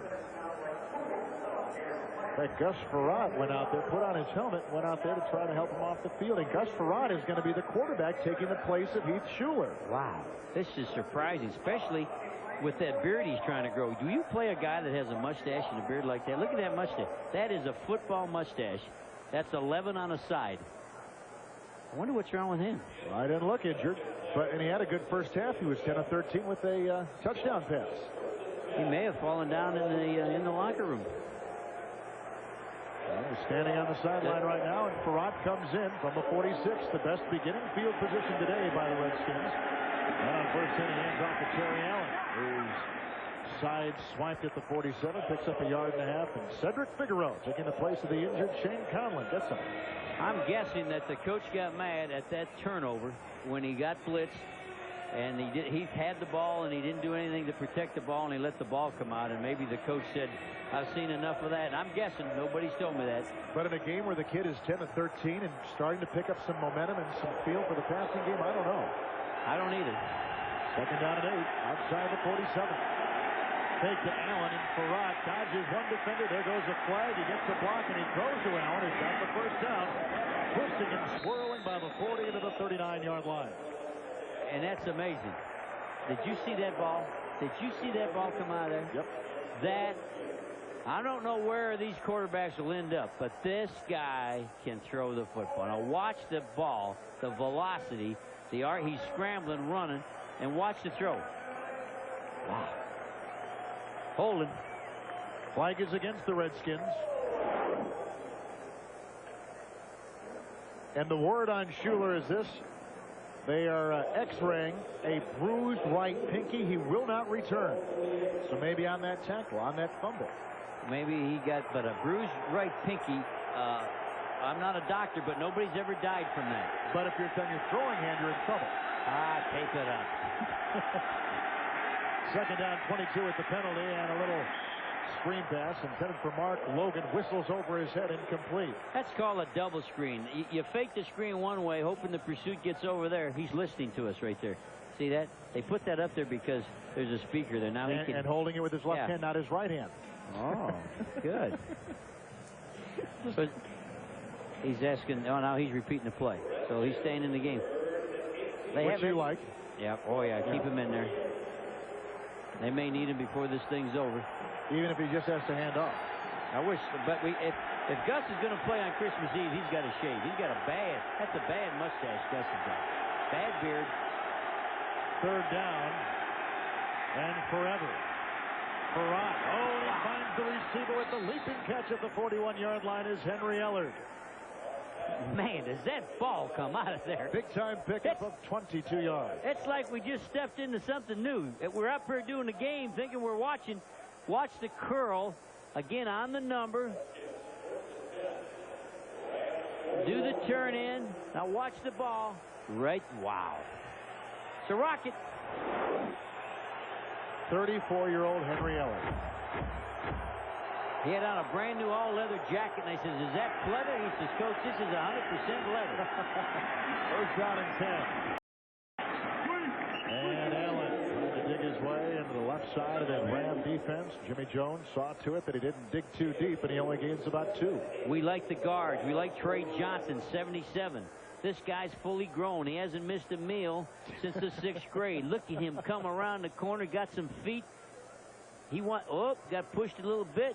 Look at Logan. All Logan does is make a way for a good back. If I was a running back, I would want Logan to be the fullback or Gash or the guy at New Orleans. Who you like a lot? Neal. Lorenzo Neal. That's the 3 best blockers we get to see. Second down 8. They're coming from the side. Farad steps up and throws downfield. Incomplete. Looking for Ellard at about the 10. Not a good throw. Got pushed around, got shoved around. Joe Patton was getting pushed all the way into his lap. And he threw that where he didn't need to be thrown. Talking about that offensive line, Jim Hannafin's done a nice job because this is kind of a ragtag line. He's got to plug guys in, take guys out, all kinds of injuries. I really like their parts. I think they have good parts. You know, I like Ed Simmons, and you talk about a center and 2 guards, and Patton's a youngster. He's a guy just learning his way, but I think the parts are pretty good on the Redskins team. They just need to play good, have a break or 2. Hannafin, of course, was the old St. Louis Cardinals coach and had great offensive lines here in St. Louis with the old Cardinals. Third down, and they bring it down as the whistles blew. That should be a fight, and it is. The whistles blew, and they came in and hit him. You got to go protect your quarterback. And one thing good for Charlie Casserly and the head coach at the Rams, Norv Turner, the owner said this week, as long as I'm alive, that's my coach and that's my personnel guy. So the first thing. Delay of the game, offense, personal foul, late hit on the defense. After the whistle was blown. By rule, we'll assess the 15-yard penalty. First down. For a second consecutive week, DeMarco Farr has called for a big-time penalty. See, the whistle's blown. Everybody hears the whistle but the Rams. And I was saying what's good for the coach and what's good for the general manager, the owner said, this is my guys until I die. So if I'm the head coach of the Redskins, the first thing I do is go get him a good doctor. Be sure he hangs around a while. Well, it wasn't DeMarco Farr. It was 90 Sean Gilbert, 98 Jimmy Jones. Sean playing in. Some of you people remember as one of the best defensive tackles in football, and this year being able to go out there and play in space at the defensive end spot.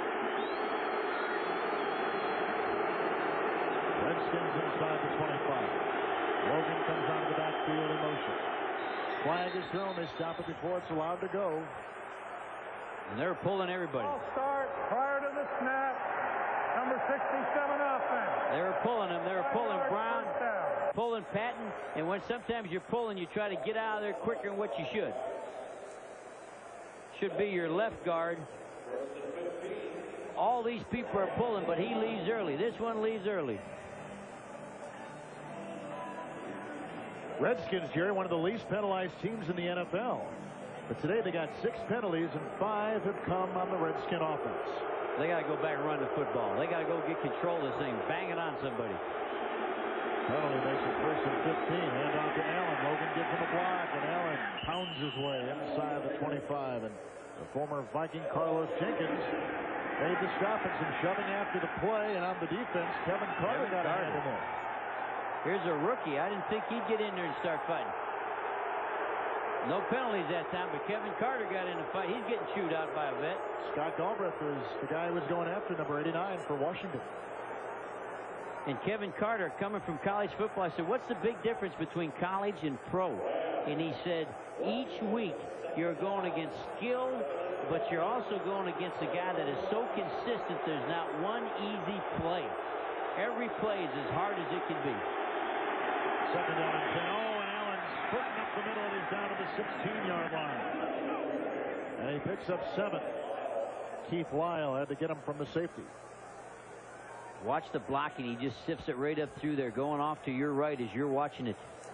The defensive line was in a stunt, which helped open up the hole. And you wonder, why does the Minnesota Vikings let a guy like this get away? Where would the Vikings be if they still had Terry Allen? Wanted too much money. Wanted to give him a decrease in what he got the year before. So he goes as a free agent with the Redskins. And 3rd down, a couple to go. And Cedric Figueroa got the first whack on Terry Allen as he was sent up the middle, and he goes inside the 15. Nice job by the Rams. They stood up everybody. Where they're getting hurt on a run is when they stunt and get hurt. Let's see if they play this one straight up. Now the tackles are staying right in their position. Figueroa is right there in the door. Figueroa again in for the injured Shane Collin, who's got that knee that won't get well. I look for Shane Collin to look for some place that has natural grass. The Rams are still trying to stay in the playoff race. The Redskins are doing their best to knock them out. Washington on the move. 10:53 remaining in the 3rd quarter. 1st down and 10 yards to go. They do get enough for the 1st down inside the 14. I think you see the real Redskins, Kevin, when they're not chasing and trying to catch up. I think this is really what Norv Turner wants to be. Ninth play of the Washington drive. 1st down and 10 yards to go. Handoff goes to Terry Allen. Then he is swallowed at the 14 by rookie Kevin Carter. It was an all-out blitz, so the fullback had to go away from the running back to pick up the blitz and backer. Let me draw and show it to you. The fullback knows it's a blitz, so he's got to go there to cut him off, but the ball's going the other way with no lead. No lead back as he had to cut off the blitz and will. So the blitz made the back go in there alone. 14-10 Washington. They trailed 10-0. 2nd down and 11 yards to go for new quarterback Wes Perrott, replacing the injured Heath Shuler. On the pitch, Terry Allen rambling to the 11. Cedric Figueroa got him from the line behind, and Todd Light was there helping him out. He didn't have time to wait. Ray Brown was going to pull and lead the play, but he didn't have time. Terry Allen says, I got to get out of here. I'm going without you. So he got in front of the blockers. He's going to lead and pull the play, but he gets going.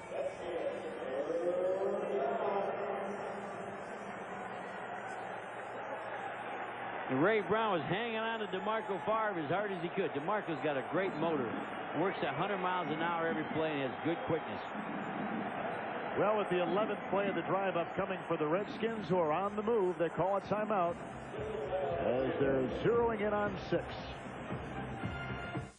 Spectacular gateway arch here in the gateway to the west, St. Louis, Missouri, inside the Trans World Dome. Third down, a long 6-11 play of the drive. They've got to get to the 4. There go the flags. It'll stop the play. Sean Gilbert jumped, but is pointing, saying a Redskin move. Sean Gilbert, the right end, came across early. False start prior to the snap.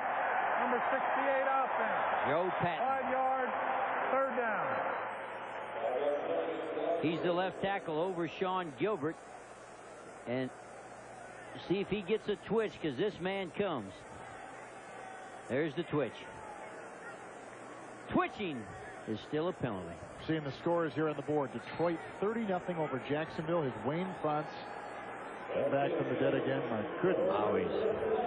He's got him right where he wants him. Yep, absolutely. Absolutely. 9.5 minutes remaining in the third quarter. 3rd and 11 with the penalty in tow. They're coming at Farrat, but he moves up and his pass too strong, and there goes flag after flag after flag as Anthony Parker was climbing on the back of Michael Westbrook at the 5. I was surprised in that play selection. I thought he'd put the ball in the end zone. Even if he catches it, it's the 4th down. Pass interference, number 27, first down. First and goal to go. Penalties killed them last week. They've killed the Rams all season long, and here's another case in point. He's sitting outside rather than inside. Down here, it's an inside cut. Look at Anthony Parker. You got to move to that inside shoulder. There's the turn in. Oh, he had his left hand. Pulling on number 2 on his chest. But I don't like that call. You got to put that ball in the end zone, so if you catch it, you got your touch. If he would have caught that with no penalty, it's 4th down. They're kicking a field goal. Rams had 13 penalties last week. They have 6 today already against Washington. 2 tight ends. First and goal. Ball in the 5. Allen to the 2, and he was head-to-head with Toby Wright coming up from the safety. Ray Brown, another guard we like. Watch Ray Brown. He'll come. There he is. He's the first one through. Get the linebacker, Figaro. Look at the rest of the defense. Look at that, Toby. Toby Wright will step up in there and play like a linebacker and turn you around the other way. How can a guy that big, speaking of Brown, move that quickly? Should be illegal. Second and goal at the 2. And Mark Logan is close, but not in. I think everybody on the defense had a hand on that tackle. I think that's his first carry for a while. Mark Logan, good receiver, good blocker, didn't get to carry the ball much. Moves the pile. Here's a guy that's played for 5 NFL head coaches. Been moving around to different teams, but wherever he goes, he competes, and he's a winner. 5 different head coaches in the National Football League, counting this one. No one. Norv Turner has run the ball 8 times on this drive. 3rd down, goal and 1 to go. Touchdown walking in is Terry Allen. His 8th of the season. And I believe Ray Brown fell down. Ray Brown was going to pull on that one, and he must have heard you wondering, how is he that fast and quick? And as he pulls, he stumbles and falls, but Terry Allen gets in anyway. On that touchdown drive, Jerry, 9 carries and 26 yards. There's 60. See, he heard you. He slipped. The turf monster got him, and Terry Allen got in spite of the turf monster taking his lead blocker, Ray Brown. Rams led 10-0. Redskins lead it 20-10 with the extra point now coming from Eddie Murray. He knocks it down. That's number 223 in a row. Second all-time, surpassing the great mark of Jim Turner. So a good-looking drive by the Redskins. They come out with a 21-10 lead. 7 minutes on the drive. Allen carries it 9 times. 21 unanswered Redskin points. 1 run by Logan, and what happened is the game plan changed when the score changed. That's how the Redskins can play if they're ahead. Murray the kickoff. And from the 5 is J.C. Thomas. And he got a block, and then he goes head over heels to the 27-yard line, brought down by William Bell. Wow, it's a fumble. And a fumble, and recovered by the Redskins. Wow. Second St. Louis turnover today. And now the last drive, the Redskins had more running plays than they had the whole first half. So with the score being ahead, you'll see him stick on the ground with Terry Allen. Here's the fumble.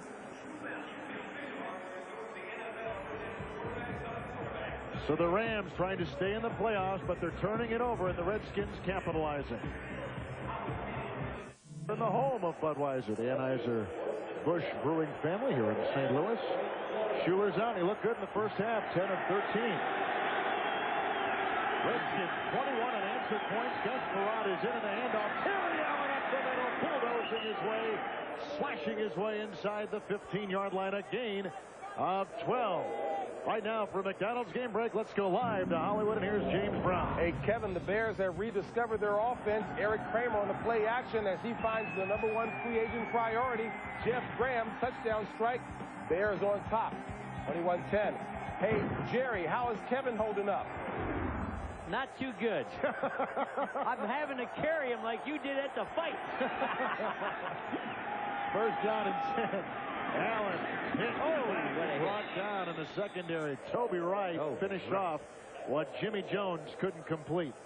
You got to, if you're going to start a football team, you got to take Toby Wright. You got to have him on your football team. The best tackling, best safety playing right now. Hard hitters. He said to me, why wouldn't they put me at least as an alternate on the Pro Bowl? I said, you're the captain of our 1999 team. The captain. Not just a starter, but the captain. The captain. Second down 8. Redskins 21-10. Farad in for the injured Schuler, and the pass caught at the 10 by Henry Ellard. He's brought down by Anthony Parker. They got to get to the 5 for the first down. It'll be third down. The game plan was probably put in for Schuler, so we're seeing these short possession passes. Now that we got in the golden arm, throw deep. Throw deep. Right injured pinky for Schuler. I can see why they take him out. Jay, hold the ball. Your pinky's a big deal. Third down and 3. Big deal to who? To Schuler. And the reverse. Wow. And it goes off to Leslie Shepard, who's inside the 5 and in for the Redskin touchdown. Well, I got to tell you, I thought that was lost. They lost 15 yards, and I thought they lost 10 yards. And then I thought he was tackled at the 5, and it's a touchdown. This is the Rams' season. They're fighting for playoff. And the Redskins are mauling them here. Look at fake the dive, give the reverse. Got all those. Look at the line in front of him. Got John Giesick, the center, pulled and got all the way out there along with Trey Johnson. Turnovers. Killing the Rams. Eddie Murray, the extra point try, Farad the hold.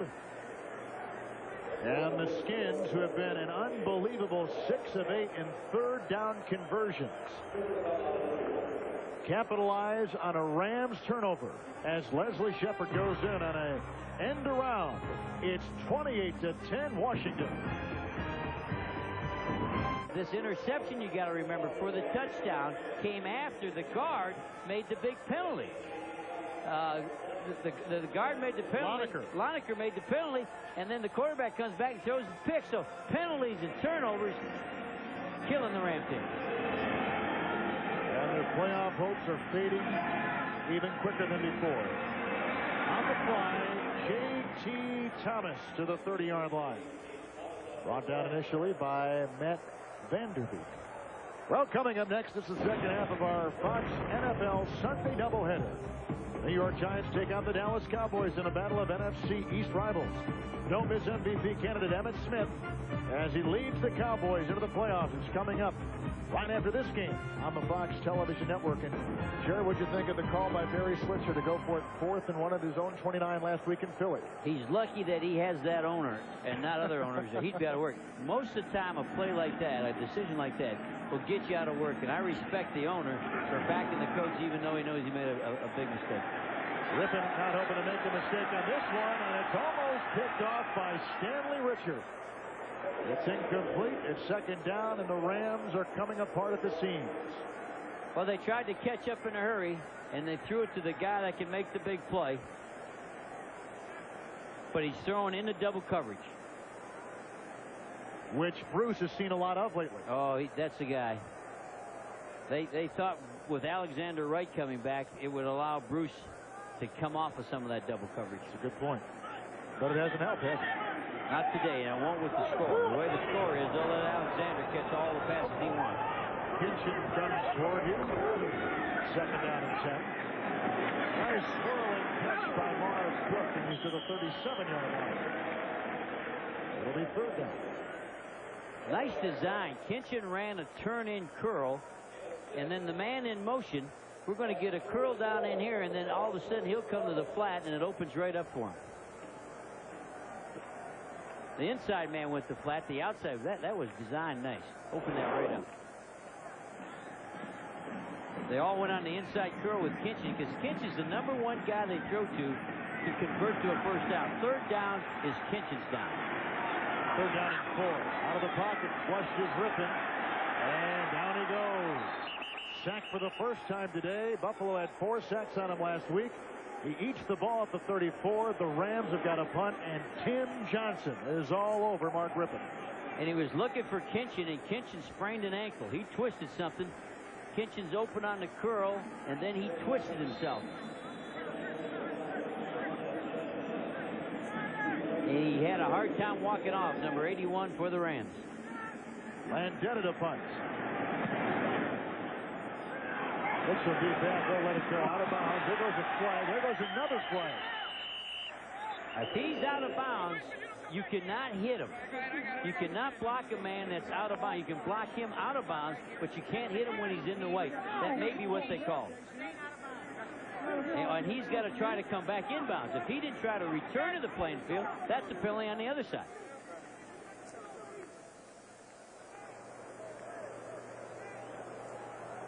Against the Rams.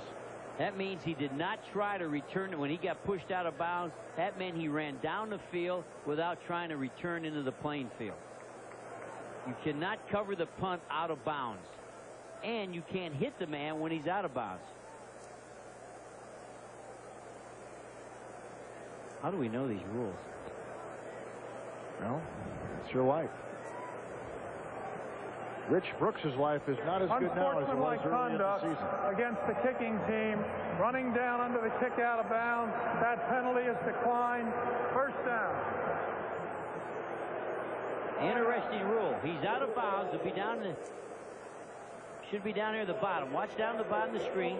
Now he's out of bounds. Look at him. He cannot do that. He's got to try it. Now look at the good. Now it's good by the Redskins. They didn't hit him until they came back in. If they hit him while he's out of bounds, then it's a penalty against the Redskins. We'll be right back. Tony Maximum 2 today, 7 up and 7 down. But you can see what the Redskins have done after the Rams took an initial 10-0 lead. 28 unanswered points by the Redskins, and they've got it again. 1st down and 10 yards to go at the 30. We're late in the 3rd quarter. Terry Allen falls ahead. Down he goes. Really nobody touched him. He just kind of fell at the 33-yard line.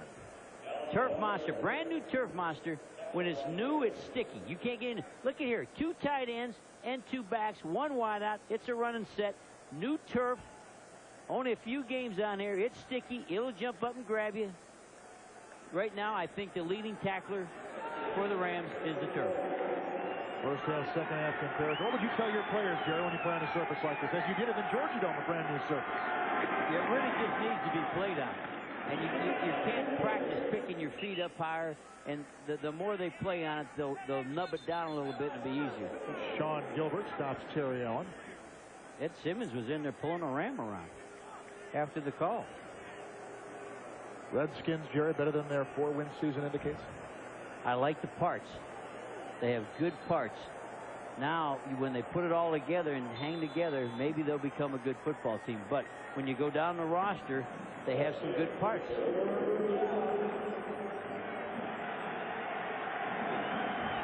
Redskins have converted their last 5 third downs. Well, it looks like they might be checking off with a 3rd and 2. They've got to get to the 40.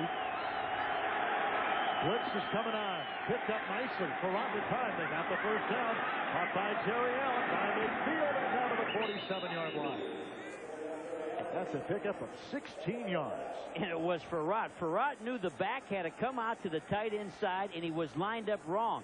So he goes back and tells Terry Allen, watch him. The tight end's over here. Terry Allen, you got to come over here to get out where I'm going to throw you the close over. That's called a close over, but he was on the wrong side. So the quarterback, there's the close, there's the over. Now get out of the woods. Get out of the woods. Run as fast as you can run. From the 47-yard line, 1st and 10. Farrant going deep, and he's got the receiver Westbrook, and it's intercepted inside the 10 by Keith Lyle. 3rd Redskin turnover today. And the safety coming over the top. And Gus should not have thrown this. He did a fake pump, and they beat the corner, but the safety's in too deep.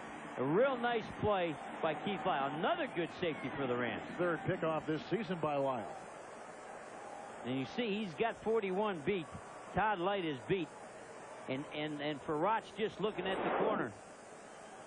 He beats the corner on the double move. There's the move. Oh, he got him beat bad. Boy, he did. Now you got to find the safety before you let the ball go. Nice play. The safeties for the Rams can play. But the Rams have their backs against the wall with their worst beginning field position today. From the 8-yard line, 1st down and 10 for Mark Griffin. He throws it back. On the near side, Alexander Wright, 17-yard line. In fact, make it the 18 and a 1st down for the Rams. Arizona surprising Philadelphia. Late 3rd quarter right there. Atlanta with Carolina coming from behind. Just a 3-point game, and Detroit looks like they're going to go to 9 and 6 as they go to the 4th. Buffalo on top of Miami. Buffalo continues to play well. First down and 10 pass. Caught by Isaac Bruce. His 5th reception today. The 8th time they've thrown to him. And he has a nice gain on the reception. And what the quarterback's doing on these out cuts, he's rolling to the side. He's throwing the out. That shortens down the field. So you're going to see an out by the man at the top, but the quarterback is also rolling that way. And that allows for a shorter throw. He caught 21 passes last year. He's nearing 100 this year, and the handoff goes to Johnny Bailey. Bailey picks up 10. He goes by the 40-yard line. 100 catches by Isaac Bruce, the 11th player in the history of the NFL to reach that unbelievable mark. And what a good person he is. Reverend Ike, they call him. And Alexander Wright at midfield. Nice gobble up of 9. He got down low and scooped that up. That was that lower back surgery down on the lumbar region, and not many guys come back for that.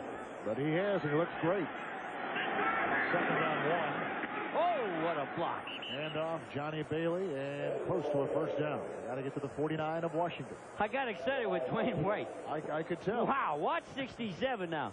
He hit a guy. 67 is this guard. Now you talk about splattering somebody. This is a large man, and he hits Harvey. Boy, he did. Man, he buckled. You could hear it all the way up here. Here's a guy that got free agency, I think, from the New York Jets, wasn't it? Paid a lot of money for Dwayne White. And just that close to a 1st down. It's a link. 2nd and a link.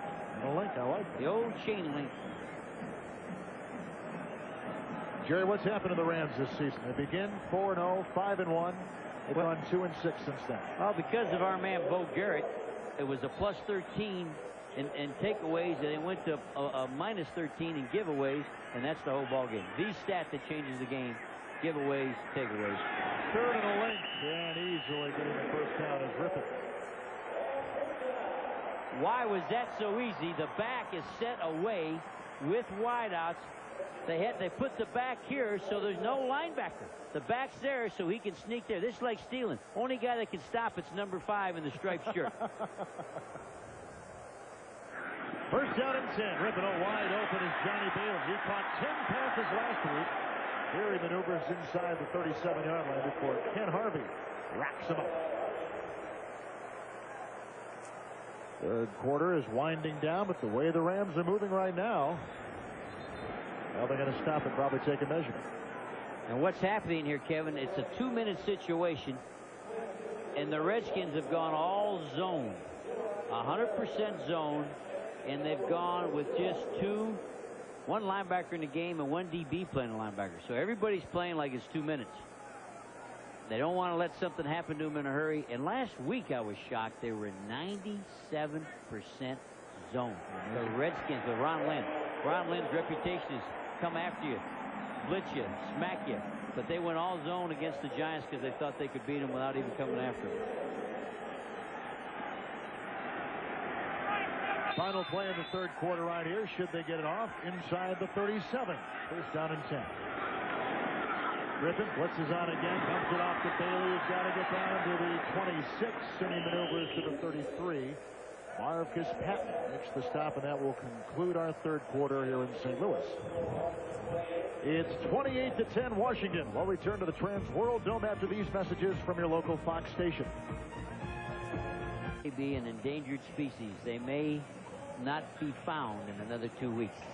They lose today, it's over. We start the fourth quarter here in St. Louis. The Rams have it, second down and 6. Rippon on this drive is 6 and 6, making 7 and 7. Clayton's got the first down, carries a pile to the 17-yard line. And a nice job by the Rams offensive line protected. They're calling a fumble down there, at least the players are, and the referees are discussing it. Down. We're going to call it down. One man finally pointed down. Side judge, number 63. Down by contact. The ball belongs to the offense. That's a big break for St. Louis.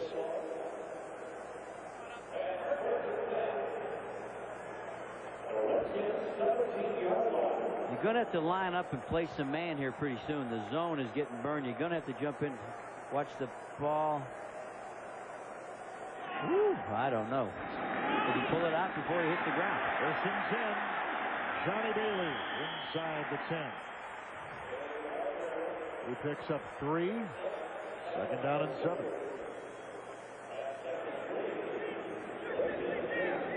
It's second down and 3 yards. He's down to the 10-yard line. And no huddle once again for the Rams. Second down and 3.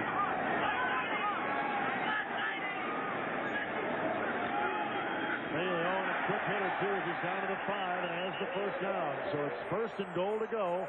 Marcus Patton finally stopped him from going into the end zone. That's because there's one linebacker in the game. They're playing a 4-1. Here's the only linebacker in the game, and he's allowed to spurt off. And really, at 64, if the left guard would have made the play, they could have slammed that thing all the way home. 12th play of the Rams drive. First and goal at the 5. And going in, almost untouched, was Johnny Bailey. 5-yard touchdown run. And that's the result of the defensive alignment inside the 10. You got to put 7 people in there from tackle to tackle. Make them throw it. They're allowing them to run it. Looked like he was only hit, Jerry, after he was on the goal line or into the end zone. Until that time, he was untouched. If the line blocks correctly, you can't stop the run. And the only thing that stopped him is you know, they weren't blocking right sometimes. Extra point try by Biasucci. He's got a 25-yard field goal today. Rippon on the hole. And the Rams come out of that drive with 7 points. So a new game here in the fourth quarter. The Redskins 28, the Rams 17. Hungry? Why wait? By Tagamet HB, the most prescribed medication of its kind, is now for heartburn. And by Sharp View Cam. Out with the old cam, in with Sharp View Cam. Rams coming off a 92-yard drive. 12 plays. Redskins had scored 28 unanswered points until the Rams just went in on that 5-yard touchdown run. And here is a pickup by Jamie Asher. And he's out to the 41-yard line, giving the Redskins great field position. The tackle was made by Dana Howard for the second time on the kickoff today. They didn't want Mitchell to touch that ball. That's why that ball went on the ground. They're afraid of the return by Mitchell. Well, Travis Walton disappeared for 5 days. The story he told has become the most famous case of UFO abduction ever reported. Based on a true story. Don't miss Fire in the Sky, a world broadcast premiere on the Fox Tuesday night movie. 8 Eastern, 7 Central, here on the Fox Television Network. That was a good-looking scoring drive, and Rippon was perfect 7 of 7. Now can the defense of the Rams pull up their end. And the pitch out goes to Terry Allen. Out to the 42, and now for a McDonald's game break. Let's go back live to Hollywood, and here's James Brown. We've got a tight one, Atlanta and Carolina. Take a look at Jeff George. Whoa, looks like it's completed. Terrence Mathis, no good. Tip drill. Recovered by Pat Terrell. Interception. It stays a 3-point ball game in Clemson, South Carolina. Kevin and Jerry. And Atlanta had a big lead in that game, and Carolina has come back. Of course, Carolina's signature all season long has been their defense. Good one down in Clemson. Second down and 9 for Farad. It's tipped. It's wide open and incomplete on the side. Cedric Figueroa got a hand on it. Ricocheted off his palm. Cedric Figueroa's had a good hand. He played well. When they first put him in, they blitzed him, and now they're letting him settle in and just play the defense, and he's doing a good job. That's what you got to be careful of if you're in the National. Shane Conlon, if you leave your glove on the mound, sometimes you never get it back. I like it. You know, in the old days in baseball, they used to leave their gloves out on the field. Brian Cox down at Miami leaves his helmet on the field. Third down and 9. That was his head, I think. Oh, I'm sorry, his head. Farad, flush from the pocket. Being chased by the secondary, and down he goes. He's sacked by Dexter Davis. That's the second Ram sack, and now new life into the Rams, and their defense has triggered it. And he lined up on the slot and blitz. That's what got to Farad. It was an all-out blitz off the slot. It's a DB. He's in here, and he's going to come along with all of his friends. It's the Carolina Panthers zone dog. Blitz and plays zone behind it. Punt coming up from that turn. And he goes deep, and on the fly, Johnny Bailey breaking tackles by the 35, breaks another tackle, and finally gets to midfield. The Rams have scored on the long drive. Their defense shut down Washington. Now their special teams comes back and gives them great field position. A return of 22 yards. The tide is changing. No batter, no batter, no batter. The Rams. Here's their punter, who came in the league as a 265-pound tight end. Watch him tackle as a 200. He gets everybody. That's Turk. He was a tight end when he started with the Packers, and now he's a punter. Crowd back in the game here at the Trans World Dome. Bailey in the backfield. First down and 10 yards to go. At the 49. With it. Right on the line of the tight end. Craig Brinton, a fumble, and it's recovered by the Redskins and Marcus Patton. But did the Rams get in there? They did indeed. And Isaac Bruce took it away from the linebacker of Washington. Wow. A good hit. Knocked that ball out. They go in the flat. Here's the little corner coming up. He hits the ball. The ball squirts right up. Thought Patton had it. And there goes. Boy, Bruce was quick. Man. Reverend Knight came away with that ball. Second down and 4. Rippon. He's got Kinson. First down, 31-yard line, 30-yard line. Gain of 14 on the play. And again, no huddling the St. Louis Rams. Going to be 2 minutes the rest of the game. And he likes that inside turning. That was the same route that he loves the gun, and that's the route he can throw. First down by Rippon across the middle. He's got Isaac Bruce who gets the block, and Bruce stiff arms his way to the 20. On a gain of 9. I thought he got the first down. It looked like he danced up.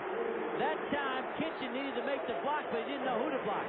It's a crossing route, and if Kitchen makes the block on the outside guy, he's still running. Watch Kitchen.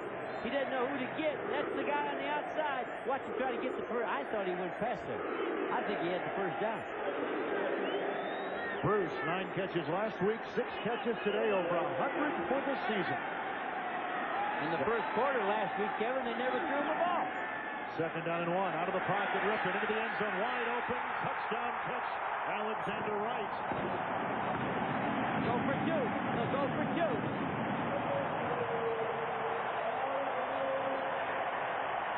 The Rams have scored 13 unanswered points.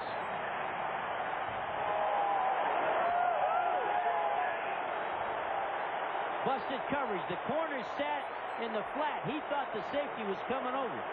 Somebody's wrong. The corner, Darrell Green, was up short like he thought he had the flat and the safety had the deep. Mental error. Somebody busted it. James Washington or Darrell Green. They were not playing the same coverage. Alexander Wright having a career day. 8 receptions, 132 yards, and a touchdown. Now they're going for 2. And they're 2 and 4 in that category this year. Griffin in the 2-point conversion. And Simpson drops off. So it remains 28-23, 13 unanswered points on the Redskins by the Rams. We're in the 4th quarter. Enterprise? Hi, I'm at the repair shop. I need to rent a car. Enterprise will arrange to pick you up, This is great. drive you to our place, and get you on your way. Pick Enterprise. We'll pick you up. This nice scoring drive by the Rams was a return to the 50-yard line on the kickoff. On the special teams punt by the Rams against the Redskins. And now the Redskins, who led 28-10, now lead 28-23. And the leading tackler on the kickoff team is the kicker, Birasucci. Birasucci with a little chip shot. And it will be taken by the wide receiver, Leslie Shepard, who's got a touchdown today, and he's out to the 33 as flags litter the field. And Cedric Figueroa makes the stop. We're going to show you the touchdown where the corner sat in the flat. He's going to come in and make a move. He sits in the flat. He ties up the safety, who I think is supposed to go over the top. It looks like cover 2. There's the move. The corner sits, and the safety does not get over the top. Penalty on the kickoff return, holding the call against the Redskins. Back to the 22. Sometimes, Kevin, you play so much zone, there's alibis and excuses who's open. Sometimes you got to lock up and play a man and say, you got that cat, go to cat coverage and cover that cat.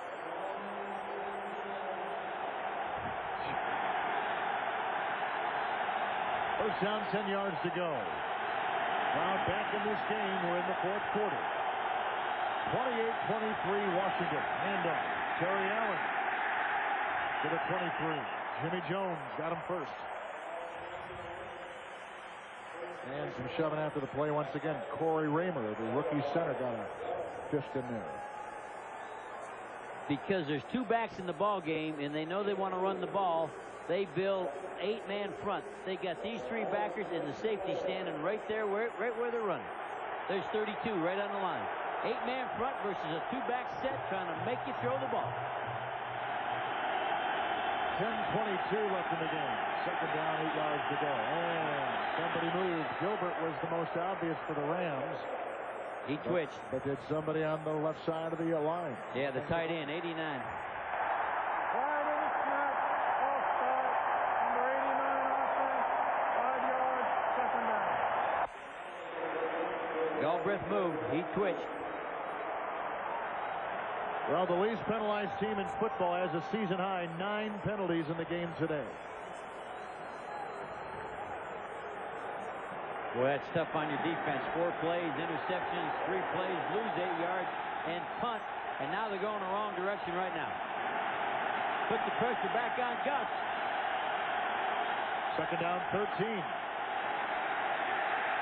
Perrott gets it off to Terry Allen, and he's whacked from behind and brought down at the 26-yard line. They have to get all the way out to the 33. Robert Young on the defense made the stop. Right now, let's go back live to our Hollywood studios and James Brown. Kevin, Philadelphia has trailed the whole game until this play. Rodney Peete finding Calvin Williams. He slips the tackle, heads 37 yards to pay dirt, and the Eagles now nursing a 1-point lead.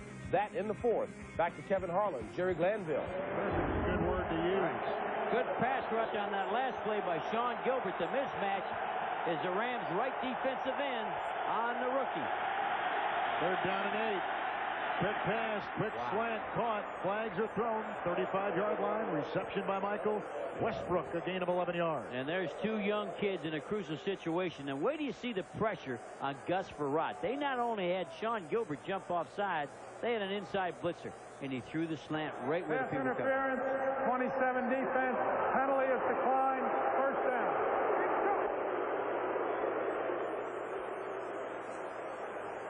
Now watch Gilbert. He guesses. He goes a little early. He's gone. And here comes 29. He's coming with it. Dexter. And he puts the perfect slant throw right in there. From the 35, 1st down and 10 yards to go. And like a rocket up the middle, charging to the 41-yard line is Terry Allen. And 2 hands on the ball. Quick gain of 5 on 1st down. 2 hands. What's he got to do is get 1st downs, but finish with the ball. Here they come right at you if you're a linebacker. Nice cut back. Only got 1 arm on the ball. I think somebody should be hollering at him. 2 arms on that ball. On 2nd down and 5, Allen again hit high. Wow. Held on to it that time. Goes out to the 44. 32. Can he play? You run a cutback and he's playing strong safety, you're going to get splattered.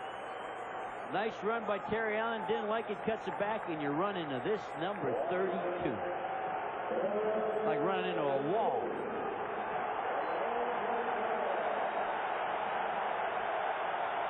Allen, a new season high in rushing. Frerotte being chased. Carter was on his tail. A pass downfield is out of bounds and untouchable. Incomplete.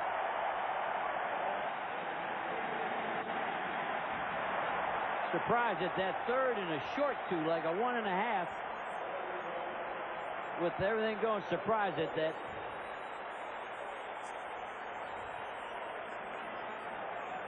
Again, the defense of the Rams holds. Rams defense playing hard, trying to get this thing going so they can hang tough for the playoffs. And here's the guy that got the whole thing going, number 20. Got a tight end punting. And a running back returning. Turk high and hanging.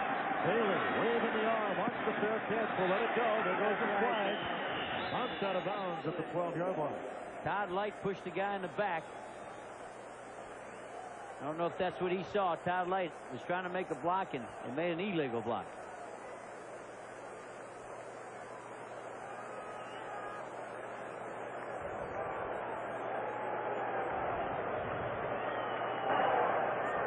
Holding number 41 after the ball was kicked on the receiving team. Will penalize half the distance. 1st down. Timeout. The receivers will keep the ball. Good call, Coach. 7:49, 4th quarter. The Rams are hot. They're moving in. 3rd time today, the Rams have started a drive inside the 10. You may recall the last time they did it, Jerry, with this kind of position. They went 92 yards for a touchdown. This is their worst beginning field position today. 1st down and 10. Looking going right to work. Flip was on. He has Pinson at the 10. He fumbles the ball. The Redskins have a touchdown. It's picked up by Tony Woods. And Washington's on top, 34-23. And Washington with 5-man rush, man-to-man. Kitchen came over in a man-to-man and got popped, and the ball blew right out of it. No more zone. 5-man rush, man-to-man. Let's go win the game. And they made the play. It's going to come from the left side. Here's the blitzer, and they turned it into man-to-man with a blitz. He goes to turn up, hits this helmet right on the ball. 53. Marcus Patton. Touchdown. And Jerry, all season long, the Redskin defense had played great for long stretches, but when a stop was absolutely necessary, they came up short until today. Big play. And there's the teammates of Kinchin consoling him, patting him, because nobody wants to win any more than Kinchin does. Nobody is more emotional and more involved, but the ball popped loose out of his arm. Woods, his first career touchdown, a low snap fielded by Farrat. And the extra point is true by Eddie Murray, and a big play by Tony Woods, the former Los Angeles Ram. The pop on Kinchin, the return for the touchdown, and it's the Redskins on top. And you could tell the Rams had the crowd, had the emotion, had it going, and one big helmet right on the football makes the Redskins feel pretty good. There's Todd Kinchin, all-out guy. Everybody would love to have this guy be on your football team. But he's turned it over 6 times this year. He's got 6 fumbles. Well, if you watch the last play, he doesn't carry it right. He has the ball tucked down on his forearm. He doesn't have the point covered with 2 fingers. So even though he's a return guy and he gives you great effort, he doesn't carry the ball right at any time. Someone's got to get him and teach him how to put the thing away. Watch how it's carried. It's improper. You say cover the nose. See there, he's got, look at that. He doesn't have the point of the ball has to be covered with his middle finger and his index finger. And he's got them both to the side, which allows the ball to come out easy. What a game this has been. Rams led 10-0. Redskins came back with 28 unanswered points to take a 28-10 lead. Then the Rams came back 28-17 and a 5-yard touchdown run by Bailey. 28-23, Alexander Wright, a 21-yard touchdown catch, missing the 2-point conversion. This play right here by the defense of Washington, which has rarely come up big this year, as the drop ball by J.T. Thomas is finally corralled and brought out to the 17-yard line. Deion Fox makes the stop. Well, we'll select today's player of the game, the Miller Lite player of the game, near the conclusion of this contest, which has been wild. The Rams and Mark Rippon need big plays now, and little time remains, just 7.5 minutes. I watched Rippon after that throw. He knew he had a completion in big yardage, and he didn't see the ball pop out, and he didn't know what happened and how the Redskins scored. Everybody was kind of baffled on that play. Rippon, who has hit his last 12 consecutive receivers. They're down and 10 from the 17-yard line. Drayton is on the move, as is Rippon out of the pocket. Goes the other way. It's Johnny Bailey. Lonergan gives him a block. Crosscheck does 2. And out to the 27-yard line. A gain of about 9, maybe 10 on the play. Darrell Green finally brought him down. Screen out to the weak side. Easy throw. Expecting that 5-man rush, maybe getting them man-to-man. They came with 4-man rush and played zone, so the screen didn't break. So it'll be 2nd and 1. They'll bring the chains out to see how close they are to the first down. And you go to camp in July and you work and work to get to the playoffs, and you got a shot at the playoffs, and the ball hits the helmet, and you got a year's worth of work rolling in the end zone.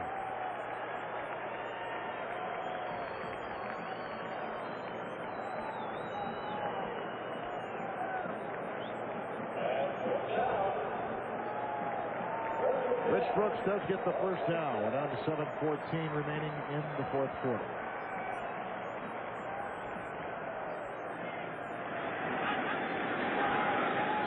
Handoff. Bailey scooting up the middle to the 38-yard line.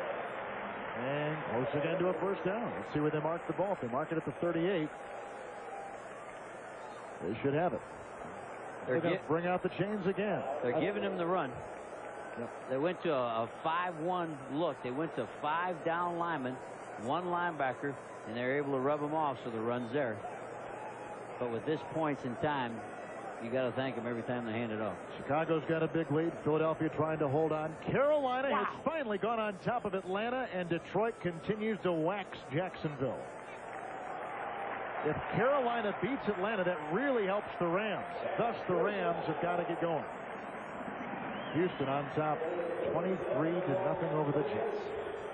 23-0. Where are they playing that? Is that game in Nashville?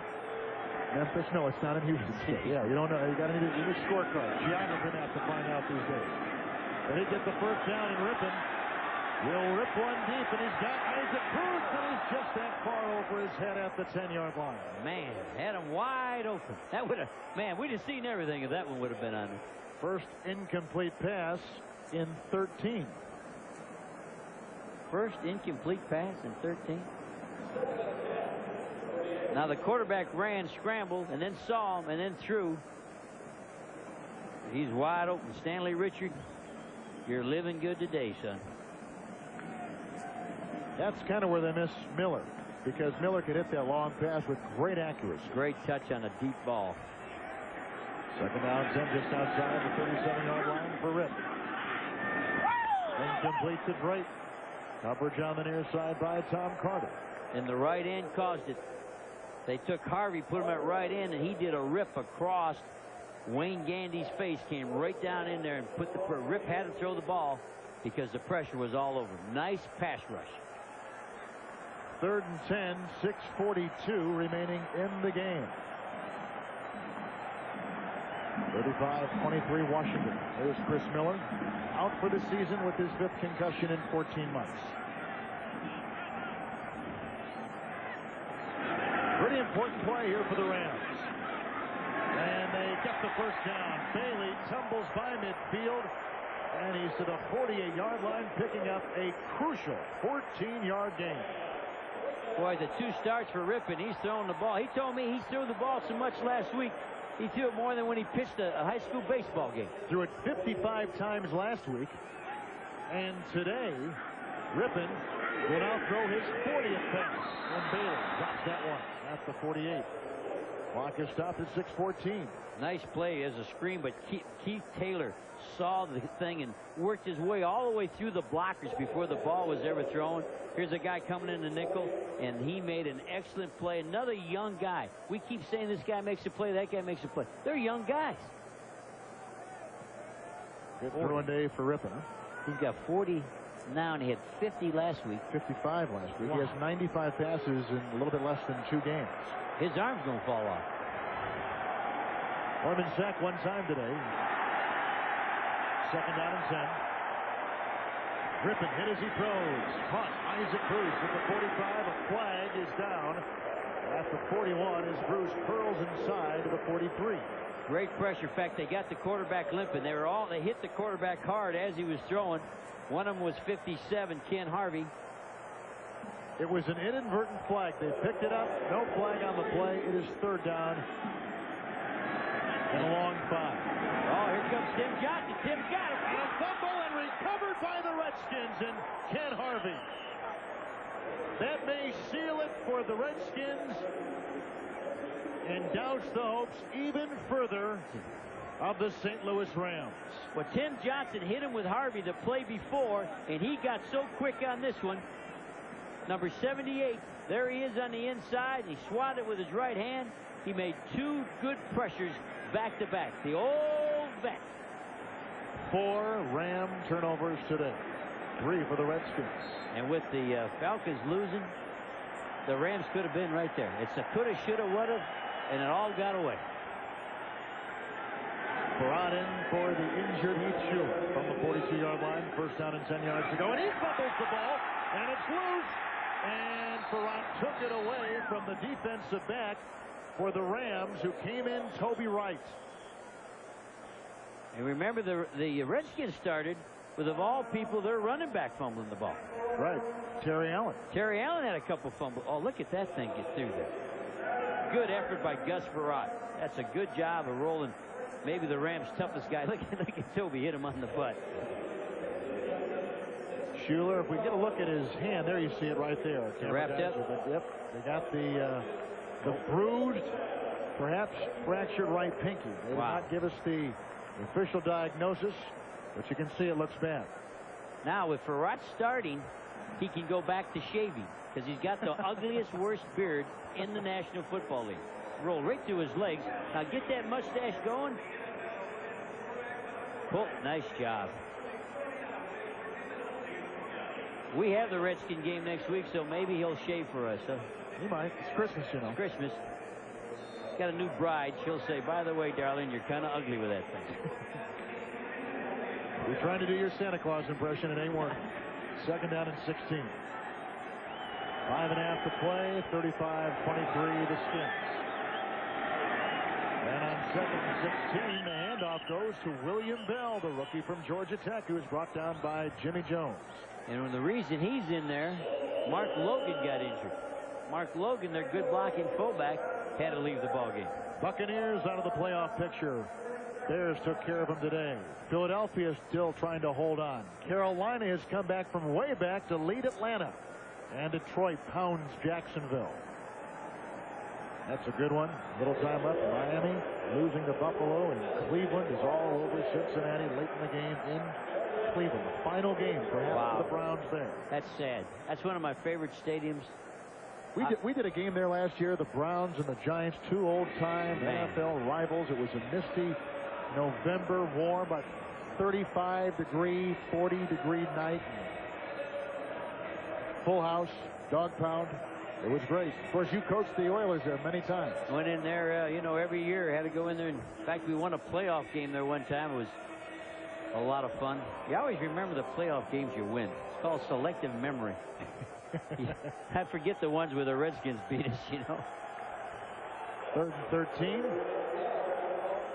Rams have one timeout remaining. And here comes Brian Mitchell, following his blocking and working his way to the 49-yard line, where Keith Weil finally wrestles him. That time, they pulled Ed Simmons. And if you've ever seen an elephant running on eggs, this is a shot. Big tackle. Doesn't look like the guard's running. He's better off pass. He's a little bit lost out there. I'm surprised they're not trying to block this punt to win the game. I thought they'd come after this with everybody. But they're in a punt safe. They're playing for a fake. They're not coming after the punt. Good punt today for Matt Zerk. He tackles Bailey at about the 10. Good hang time, going to the corner, will it stay in? Landing at the 5, it'll be down inside the 10-yard line. Nice job by Terry Crews on a 42-yard punt by Matt Turk, who did his job that time. And one thing the Rams talked about was the special teams of the Redskins. All the Rams said, well, they got good special teams, and it's paying off today.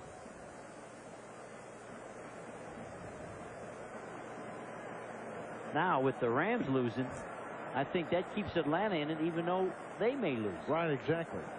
Because if Atlanta loses, they go to 8-7, still very much alive. But if the Rams lose today at 7-8, it is a distant view to the playoffs. Although 8-8 could still get them in. It is the remotest of chances, but it still could get them in. 1st and 10 for Rippon. And the drop pass by Alexander Wright. Let's talk about that Carolina-Atlanta game, going back live to our Hollywood studios and James Brown. Well, take a look at what they were trying to do. Jeff George looking for Bert Emanuel, the back of the end zone. Finally uncorks it. Does he find him? No, indeed. Good defensive play. But it looks like Carolina's going to hold on. 49 seconds remaining. Atlanta trailing. Back to Kevin and Jerry. Well, Dom Capers may be the coach of the year, Jerry. Of course, there are a lot of great candidates up there, but what he has done, especially in a big game like this against a divisional foe, is really something. And you got to check their record at home. When they play at Death Valley at Clemson, I think the 49ers may be the only team to beat them.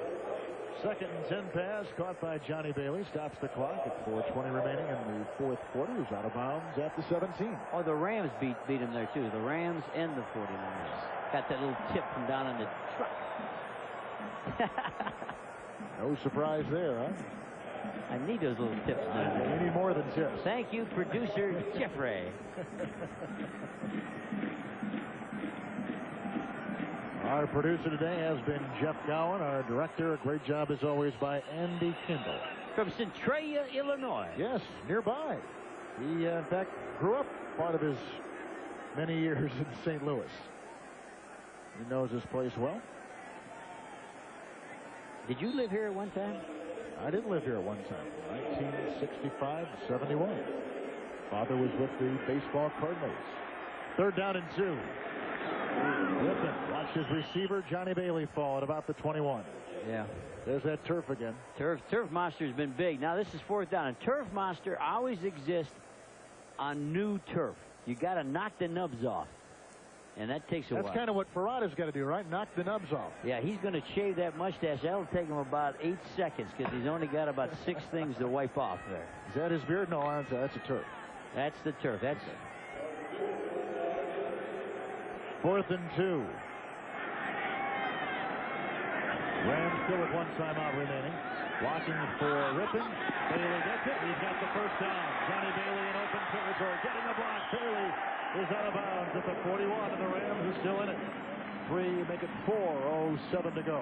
And Bailey has been wide open this whole game. On all the returns, he got his pads low. He just been trying to win this thing by himself all day. Bailey caught it 9 times, make it 10 receptions last week, 8 receptions today. That's 18 in 2 games. Plus, he had the good run when they had the wrong defense in there. Made some good runs on that thing.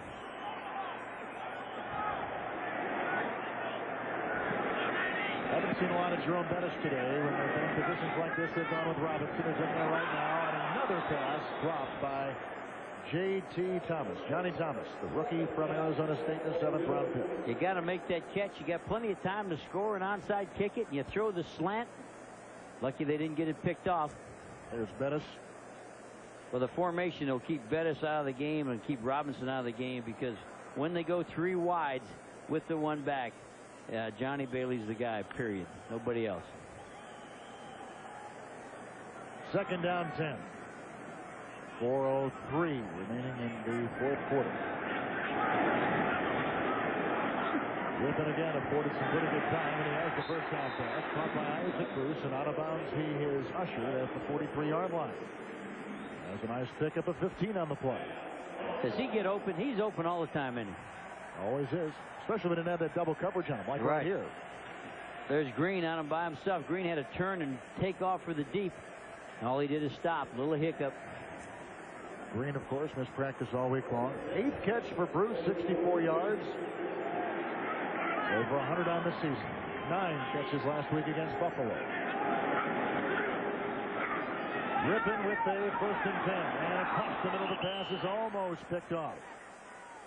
And right across the middle is almost grabbed by Scott Turner. And you got to talk about Ken Harvey. They're in a loop, and he loops down inside. He's the left end, and he loops down inside, crosses the center, and gets on a chase. He came all the way from the other side. Whoop.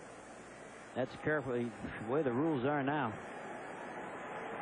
That really looked like the hit that knocked out Miller a couple weeks ago. Rippon today.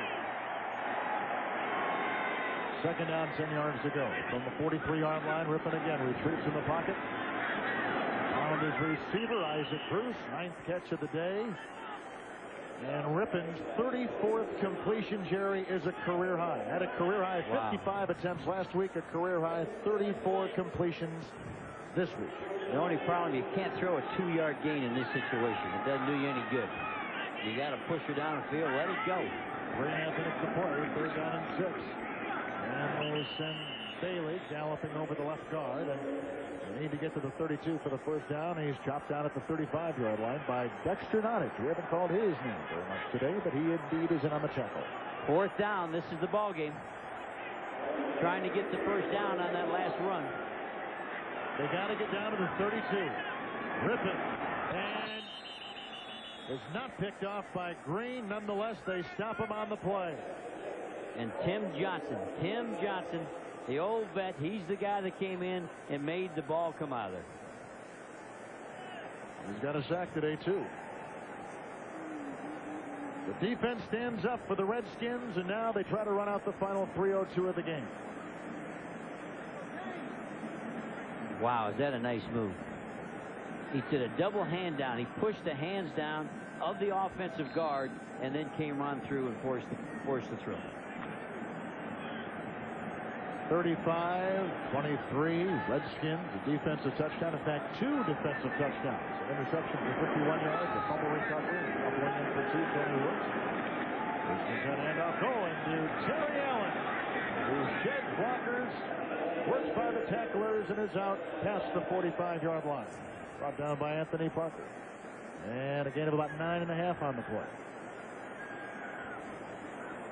He ran by everybody on that one. There's what's happened to the Rams. It's not hard to figure out. In the first 7 games, they were the plus, and boy, are they minus now. 4 turnovers today. Second down 1. Terry Allen has the first down. Rams have but 1 timeout remaining. Redskins have 2. Roman Pfeiffer makes the stop, and the clock continues to tick, and we'll go down to the 2-minute warning.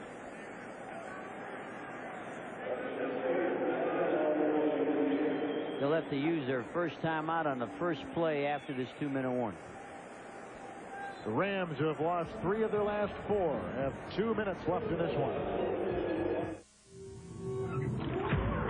35-23. They were down 10-0, but then came back with 28 unanswered points and have led ever since. First down and 10. Ballard is on the move from the 48-yard line, and there's a flag thrown and a handoff to Terry Allen. And another flag is thrown. DeMarco Favre left early. And our Miller Lite player of the game is Tom Carter. Had the 51-yard interception for a touchdown. And at the time, his team was in trouble. This put him ahead for the first time. Back in the second quarter. And of course, Jerry, this comes in the heels of the getting beat last week on the 40-yard touchdown pass against the Giants by Chris Callaway. But every time I watch films on the Redskins, he jumps out. He does things. And you end up liking him. And if you play corner in the National Football League, some bad things are going to happen to you. To be a great corner in the National Football League, the first requirement is a very short memory. I like that. What are they doing? Throwing somebody out? Toby Wright has just been ejected. Wow, my captain of my all-pro team. Yep. Wonder what he must have said something. He's got to leave the field. Can he stay on the bench after being ejected? Or does he have to leave the They field? give you time to leave. He doesn't have to leave this play because they think the crowd may throw things at you if you're on the road. So he has time. He can fool around for a little while, but then he has to finally say, I'm out of here. Knowing these St. Louis fans, I get hurt at home. The fans have left. Yeah, there are not many people left in the dome right now. But every game is a sellout here. They had some no-shows last week, over 1,000, which was the greatest no-show mark they had recorded since the Rams had been back here.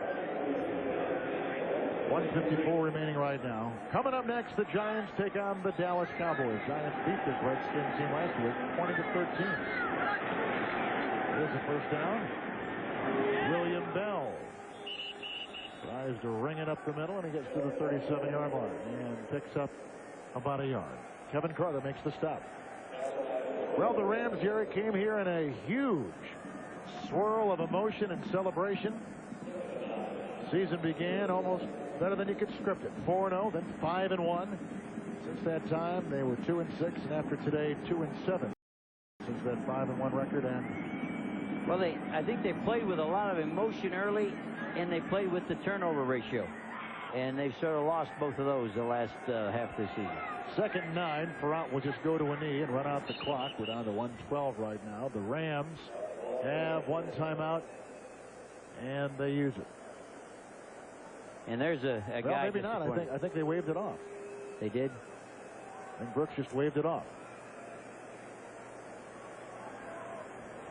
We had a shot of Todd Kinchin on the bench, and I know he's disappointed because nobody loves to play this game more than he does.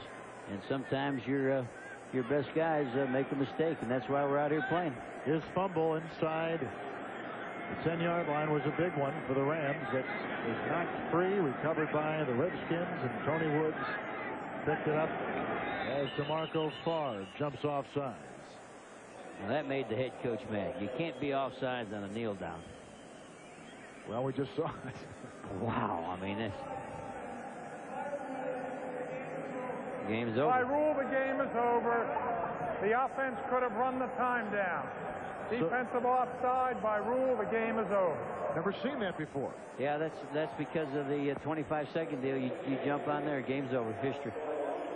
So 31 seconds remains. They wipe it away, and so the Redskins and Norv Turner come up with a big win in St. Louis, and the Rams for all intents and purposes, out of the playoff picture in the NFC. Now for Jerry Glanville, Kevin Harlan saying so long. Coming up next, most of you will see Game 2 of our doubleheader as the Giants take on Dallas. You're watching Fox NFL Sunday.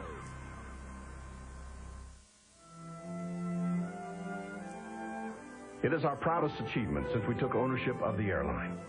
Terrorism. Presentation.